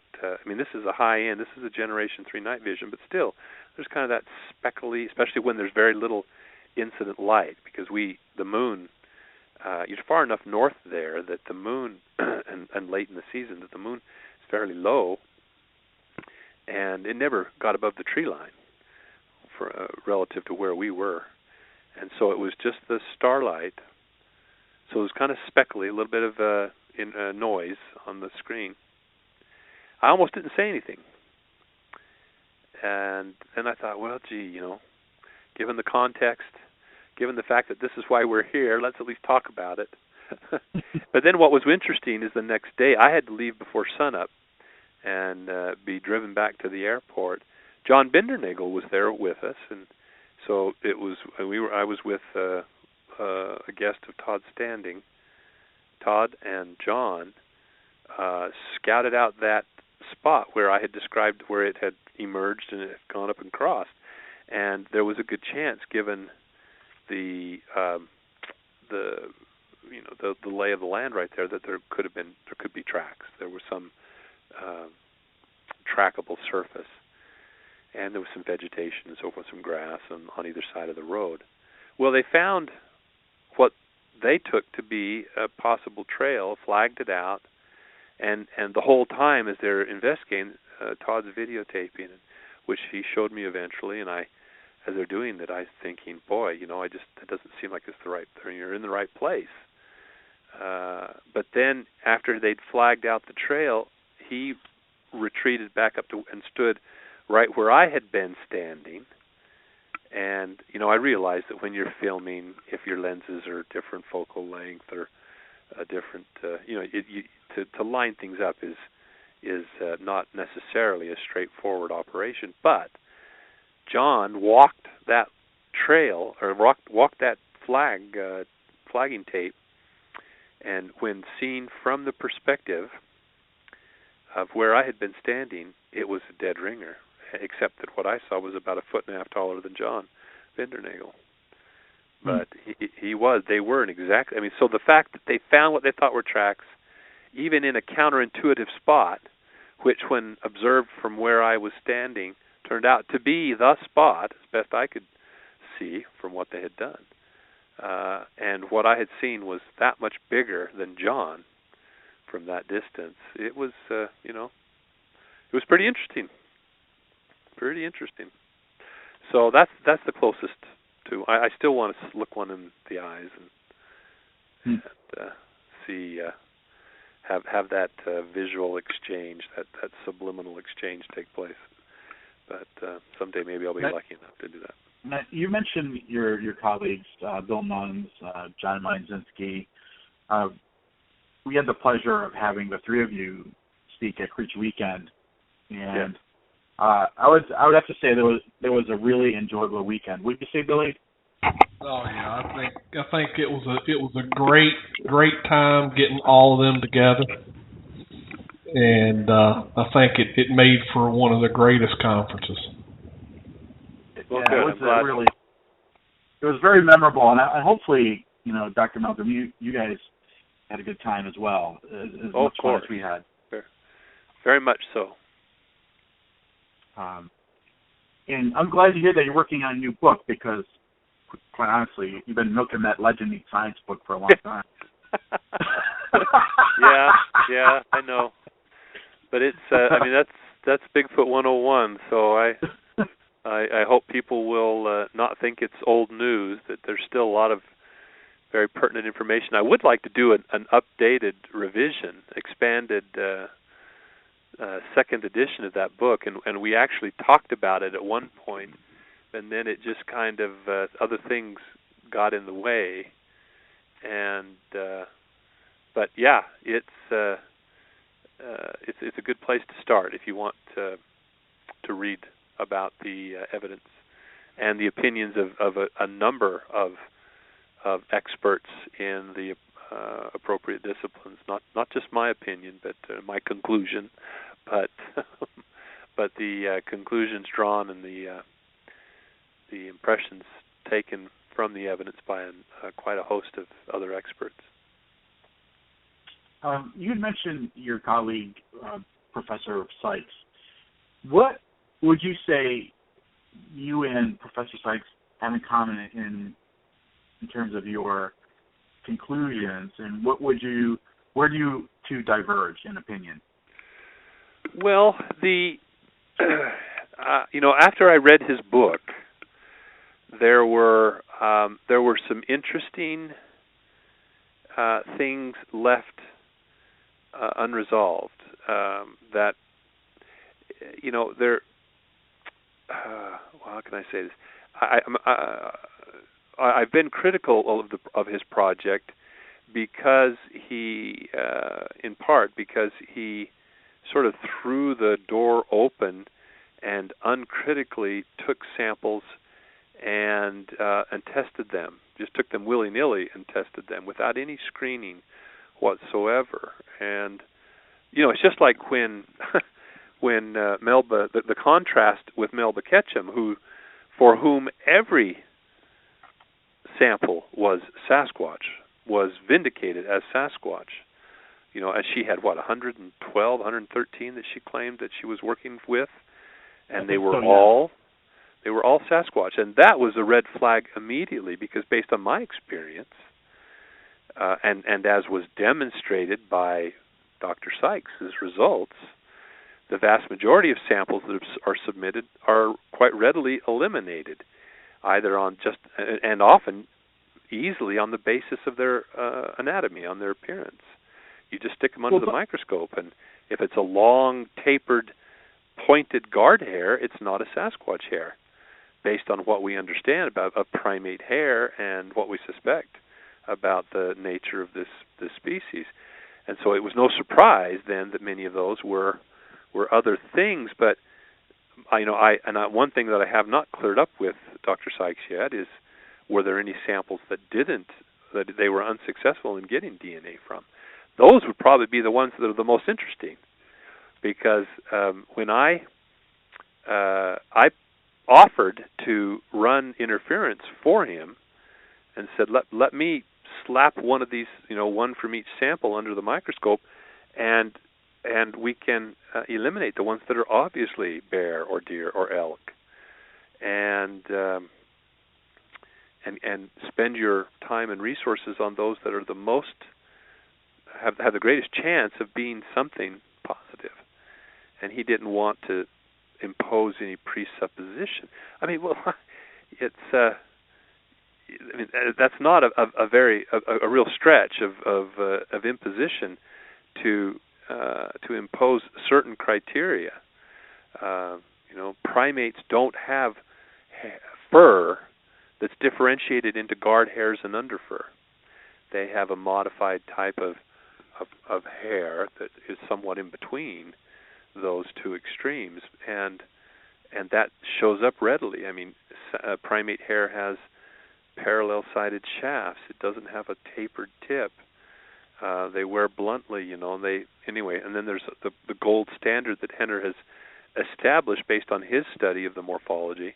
And so when I was sent, I don't know how many it was now, about 12, of those 12, at least 8 or 9 were immediately eliminated because they were guard hairs, or there was clearly guard hair and underfur in the sample.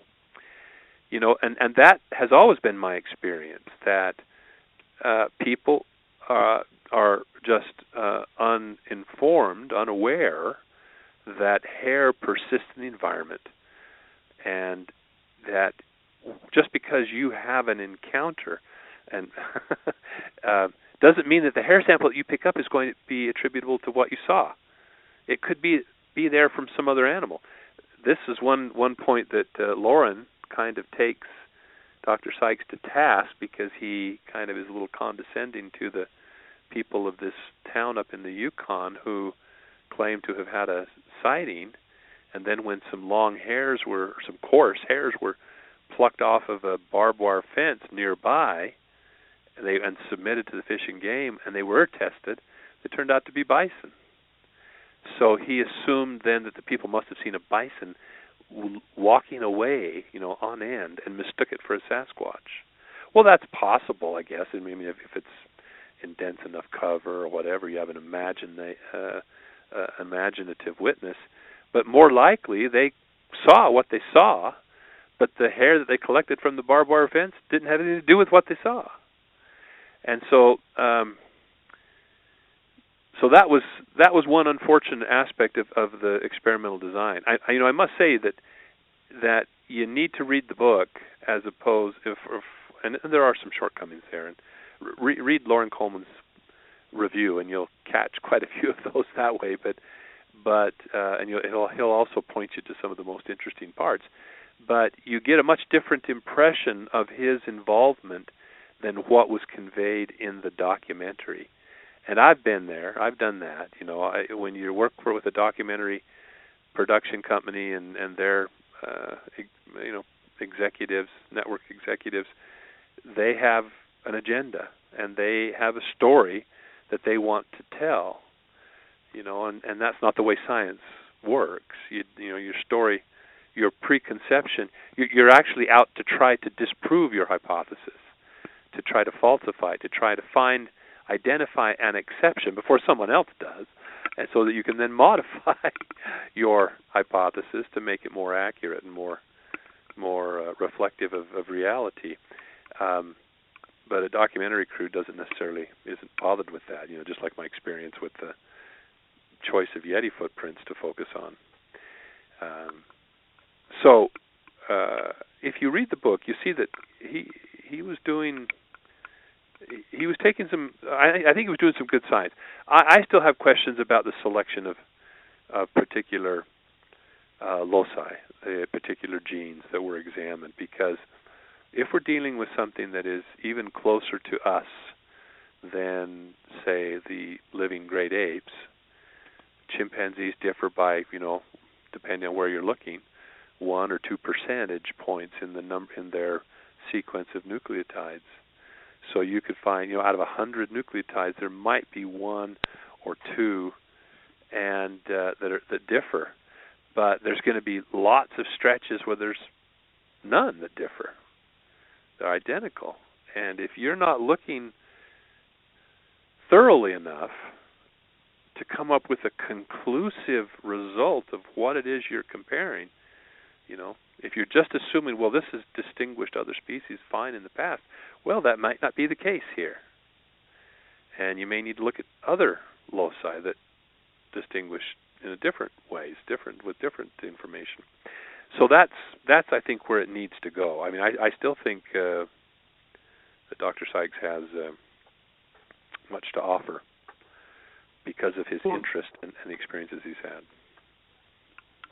I mean, it's fairly known that there's low nucleotide diversity in man, but are you discounting nucleotide polymorphisms when you say that? No, but no, and that just adds even more potential issues. Is that it's kind of like when we talk about races amongst human populations. The variation in many characteristics, including genetic characteristics, within a group is much greater than the distinction between two samples, or two groups, rather. And so if, as you point out, if polymorphism is high, then there's even more chance that the amount of overlap is such between two species even, that it would be even more challenging to distinguish them from one another when just looking through the knothole in the fence at the baseball game. If you have a very limited perspective on the whole genomic sequence, then your chance of missing those few distinguishing characteristics might be pretty. Your chance is pretty high that you might miss them altogether. Mm-hmm. So it's not going. I don't think it's going to be solved by just looking at one or two genes. Is the point? Especially not mitochondrial genes. I think that it's going to take a whole genome approach, and that's going to take some funding and dedication. Someone who is willing to incorporate this into their research program with appropriate funding. And the appropriate samples. That's where it comes back to again. Is we need to get samples that we're quite confident about the association, the origin, and the provenience, and the chain of custody. Eliminate contamination, or minimize it at least, and do everything to avoid it, and so on. Well, I wasn't aware, the Ketchum study, I knew that they used over 100 samples for the study, but it was my understanding that those samples were a subset of the total number of samples they received. So are you saying that that's not the case? That's possible. I could be mistaken, but my reading and my everything in the interviews and so forth, I was not given the impression that she had collected a significantly larger set than that 112 or 113, whatever it was. Mm-hmm. But I may be wrong. But I mean, the thing that was the real nail in the coffin, or the stake through the heart, whatever metaphor you want to use, was the Justin Schmea sample. She was doing backflips over that, and it was one of the three that were at the heart of her study. The three that she did her whole genomic sample or sequence analysis, and we very quickly, I mean, Justin handed me that postage-sized postage-stamp-sized square of skin and hair that he had salted, was carrying about in his pocket in a plastic bag. He hands it to me, and I looked at it under a 15-power loop and could immediately see guard hairs and underfur. And I just looked at him right straight in the eye, and I said, well, this isn't primate hair. And boy, you should have seen him backpedal. I never said it was Bigfoot. This is just what I dug up. I don't know what it is. Well, it turned out to be bear. And that was confirmed independently by two different labs. Well, what do you do with that then? I mean, that was a pretty sober conversation around the campfire that night with Wally and everyone else, and the company there was here. She's saying that this is the key to her study, and it's produced all this DNA that's absolutely consistent with her Sasquatch samples, and yet it's bear. I mean, it's absolutely not Sasquatch if indeed this came from the same thing. When then there were all kinds of convoluted stories and whatnot, and Sure. claims that she wanted the whole sample. If he wasn't going to send the whole sample, she was giving him instructions on how to denature the sample in bleach, so that, because she said, she cautioned him that, she said, now this is hard for people to understand or to accept, and they will want to take your sample, what's left, and do an analysis, and they'll come up with something different, so they can try to contradict what I've found. So we need to have control of the sample, or we need to destroy it. Not very scientific. Not very scientific at all. Anyway, so no, I mean, I don't know. I don't see any redeeming qualities or aspects of the Ketchum study. I don't think there's anything that can be salvaged from any of that data. I've not had the opportunity to speak with any of the people who supposedly did the tests that were listed as co-authors, and with affiliations here and there, which would be interesting and certainly something I'm considering doing. I'm torn, quite honestly. I'm torn whether it's worth the effort to do the expose, do or to provide the commentary for this, or just to let it go under the bridge and move on and use that time and energy and resources for something much more productive. Because, because this one is so blatant. It's just it's so obviously apparent. That was what was so galling too about the Bigfoot Files documentary. And the other thing that made it difficult for me to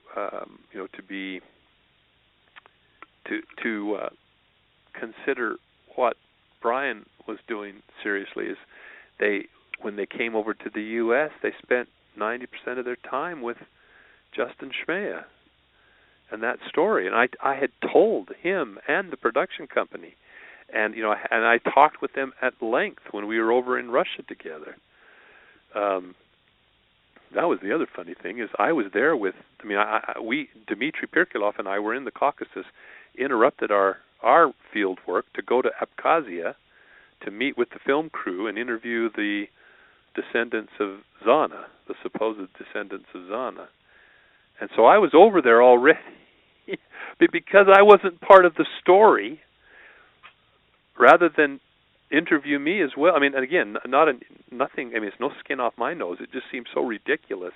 You've got an academic, a professor steeped in this stuff, involved in this stuff, actually over there in Russia on his own dime, doing research, and just because it's not part of the script, you're not going to take the opportunity to interview him there in that context, or to combine mine and Dimitri's interpretation of what's going on. It just was quite funny, quite comical, I thought. But anyway, the point was they came all the way over here to America and do all the thing. And while we were there and before, I had explained to them the whole history behind the Justin Schmea story and my experiences firsthand at the kill site, quote unquote kill site, and the handling of the samples and the interaction with him about the results of the studies and so forth, and so on and so on. And still, they went at it as if they didn't know what the answer was. And when there's that scene when Brian walks into the restaurant and out onto the deck outside to meet Justin to tell him the results of the test. I'm sorry, I shouldn't laugh, but I couldn't help but laugh when you see Justin. He gives him the bad news, and Justin looks wistfully off into the distance, and you can just about see a tear in the corner of his eye. He's just crushed. The guy knew. The guy knew the results already. If he ever even believed that this was actually there was any legitimacy to his story. If he'd convinced himself, but. And so I was really chagrined at that they spent all that time. So that was the face of Bigfoot research in America, was the Justin Schmea story. Yeah. That's what's been so frustrating. It's just been we've had so many distractions and so many setbacks, which the media just eats up. laps it up like a kitten with a bowl of saucer of cream, And I guess it's entertaining, but it's really made it, it's been 2 steps forward or 1 step forward and 3 steps back with all this stuff. Yeah. Well, if the show accidentally ends on us, I apologize, guys, in case we lose each other. But I think it'll keep recording. I think. Oh, so we're not on the air right now? No, it just now went off. Okay, so it'll be recorded in the archives, so. It should be. Okay. Well, I just wanted to say to Dr. Meldrum that, someone once told me that every scientific discovery goes through 3 stages. So the first stage is that people deny the discovery or your conclusions. Mm-hmm. The second stage is that people deny that your discovery is important. And then the third stage is they credit the wrong person.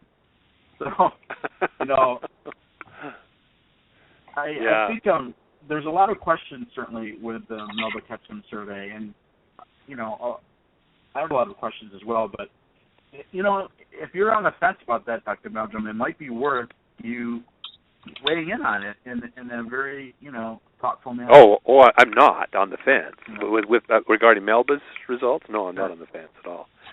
Nor Justin's, neither of those. And that's why I say I hesitate to bring them up even and to talk about them, and I hesitate giving them any space. Like, I thought about having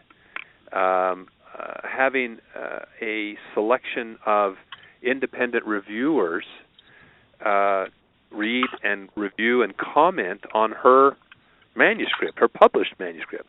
It wouldn't be a peer review at this point. It would be a commentary on her so-called published paper. But then I thought, gee, is it even worthwhile? Everyone who's looked at that manuscript said that the original data aren't there, and so you can't evaluate it on that basis. And the fact that her results showed, that whatever this unknown sample was closest to Autolemur crassicaudatus. That's a bush baby. And then she gets on the radio and said this was quite a surprising result. But then we discovered that there were actually 500-pound lemurs on the island of Madagascar that supposedly are only recently extinct, 10,000 years ago. 500-pound. And so what? Now her hybridization event took place between a modern human, a 15,000-year-old human in northern Europe who somehow hooked up with a 500-pound lemur in Madagascar. It just gets ridiculous. And so that dendrogram was published in her manuscript, and so that raises some. Well, it just raises some. Once again, more than questions, it's damning, to say the least. Anyway, and I just have to say, Justin and I don't think really hit it off from the get-go, but it was just because he was so cagey and so just does not strike one as a sincere, reliable individual in the retelling of his story, the way it's just the story itself is so bizarre. So, what are you suggesting, that there's some obfuscation on something else? I think Justin made the whole thing up. He was just poaching. Is that what we were talking about, Justin's story? Yeah. Yeah, no, I think he just made the whole thing up. I do.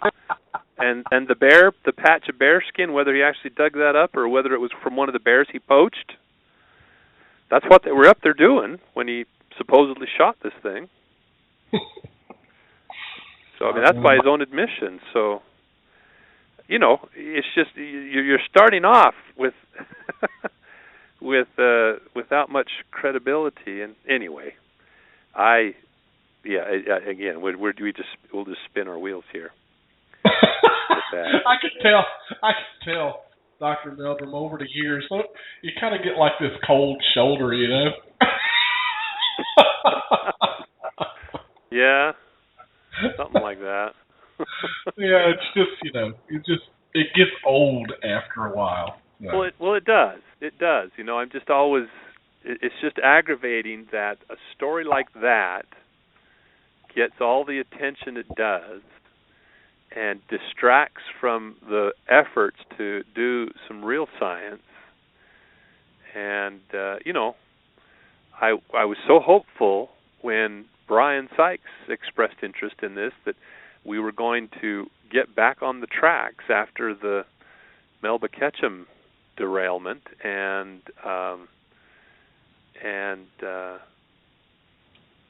unfortunately, it just didn't meet expectations. I mean, it didn't. The results were just disappointing. I'm not going to say that it was all Brian's fault, but I mean, it was a little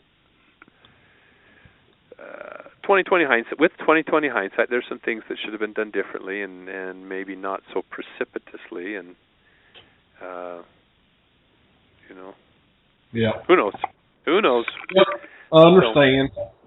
Well, Dr. Meldrum, we sincerely thank you for coming on the show tonight. We kept you here for 2 long hours, and I know you're probably about ready to go home. Yep, certainly am. We appreciate it. You made our last show a very memorable show, and everyone in the chat room was saying how much they enjoyed it. Matter of fact, there wasn't as much business going on in the chat room as normal because everybody was really tuned in to what you were talking about. So. Oh, well, that's good. Well, I'm glad. So we appreciate it. Bruce, you got anything before we let Dr. Meldrum go? No, I just want to say, as always, it's been a pleasure.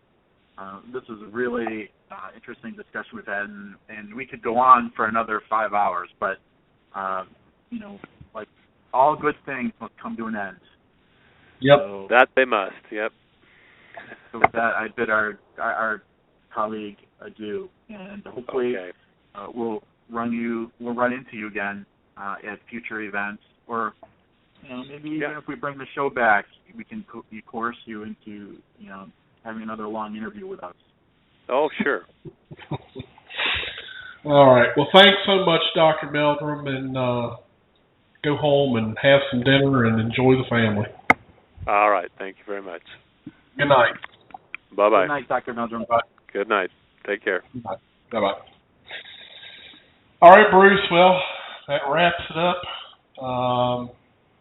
It's been a great long haul. And, of course, you and I will continue to, just because the show's over, we're going to keep doing what we do. So, matter of fact, I've already had several emails and stuff asking, what? Does that mean Creature Weekend is gone? I said, no, I don't think so. I don't think Bruce is going to do away with Creature Weekend. No, we are not going to do it with Creature Weekend. And, every year, Billy, I always think about, all right, is this going to be our last Creature Weekend? Yeah. But people love it. The attendees, they contact us and tell us how much they look forward to next year. And, we are raising money for the Ohio Valley Educational Servicing Center. Over the past 3 years, we've raised over $3,000 for scholarships for that organization. And the volunteers love it as well. So we'll keep on doing it as long as you folks still want to do it. And it's been a real honor. Yep, and to make it even better for you guys, guess what? Not only is there going to be a Creature Weekend in the spring, but in the fall there's going to be a Virginia Bigfoot Conference. So hey, we can bug y'all twice a year. Yeah, that's going to be awesome. Can't wait for that, Billy. The Virginia Bigfoot Conference, that's going to be a blast. Yeah, I'm really looking forward to it. So I've kind of told everybody to kind of keep their eyes open on the website and on the Facebook page, because I will be making announcements soon. Just about ready to pinpoint a date with the the venue where we're holding it. So the moment I have the dates and everything, I'll be announcing that and the location and all that good stuff. So it's coming up soon, so keep your eyes open for that. You can find it on Facebook, Virginia Bigfoot Conference, or you can go to the website, which is vabigfootconference.com. So keep an eye on it. Do you have dates for Creature Weekend yet, Bruce? We are currently in the process of nailing down those dates, Billy. Okay. Those will be announced on the Creature Weekend website, which is www.creatureweekend.com, and the Creature Weekend Facebook page. So it's just facebook.com/creatureweekend. Yep. And for those folks who want to contact me, my email address is bruce@creatureweekend.com. You can just send me an email at that address. I don't, they're not really good at checking the Creature Weekend Facebook page. So there are other volunteers who check that. So if you want to contact me directly, just send me an email at bruce@creatureweekend.com. And hopefully, you folks will keep in touch. I am going to miss all the listeners out there, and I'm going to miss your, receiving your kind feedback. And I don't know, I don't know if we'll be back on the air, ever. But you never say never, like you say, Billy. Never say never. I figure, we may occasionally bring the show back for a special occasion or something like that. That avenue is always there. So, and the archives aren't going anywhere, folks. So if you haven't ever listened to all the shows, there's tons and tons of archive shows that you can listen to. So they're not going away. Feel free to get on the page and find all the shows and listen to things that maybe you haven't heard yet. So, but anyway, all right, Bruce. Well, we're going to tie this thing up. I appreciate you for being a great co-host for all these. Good gosh, what have we been doing this now? You and I together, I think it's been what, 2? Has it been 2-3 years? Yeah, has it been 2 years? Wow, time flies. Yeah, I'm pretty sure it's been at least 2 years. So, wow. Really, it's been an honor to be your co-host, and I was very honored, that you asked me to be your co-host. And hopefully, I didn't scare away too many of your loyal listeners, because I usually wear out my welcome within the first 15 minutes of the show. But for those folks who actually stayed tuned into the show after our initial bantering, I really, really appreciate your patronage, and those folks who are listening to our show from outside the country, thanks again. It was always great to know that there's people listening from Japan or the UK, and it was really special, and it was really something that made us work really hard to make the show fun and interesting for everyone. Yep. All right, Bruce. Well, if you don't have anything else, I'm good to go. So, folks, it's been great. Thank you so much. Can't thank you enough. And we will see you all somewhere, whether it's a conference or some other event, or even maybe a special edition show. Who knows? The way I like to talk about this is we're just as mysterious as the bipedal guy you're looking for. So there you go. All right, so Bruce, I'll be seeing you soon. And everyone, have a great, I don't know what to say now, great rest of the year, or great rest of the whatever. Whatever adventures await you, I wish you all the very best. Yep, exactly.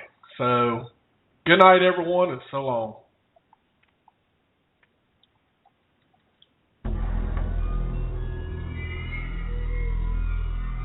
Thank you for listening to Sasquatch Watch Radio. We appreciate every one of our listeners. We hope you enjoyed our program. Don't forget to tune in again next week for another fun and informative program. Please visit our website at www.sasquatchwatchradio.com and leave us a comment about the show. We want to hear from you. Until next time. Keep on looking for the big guy.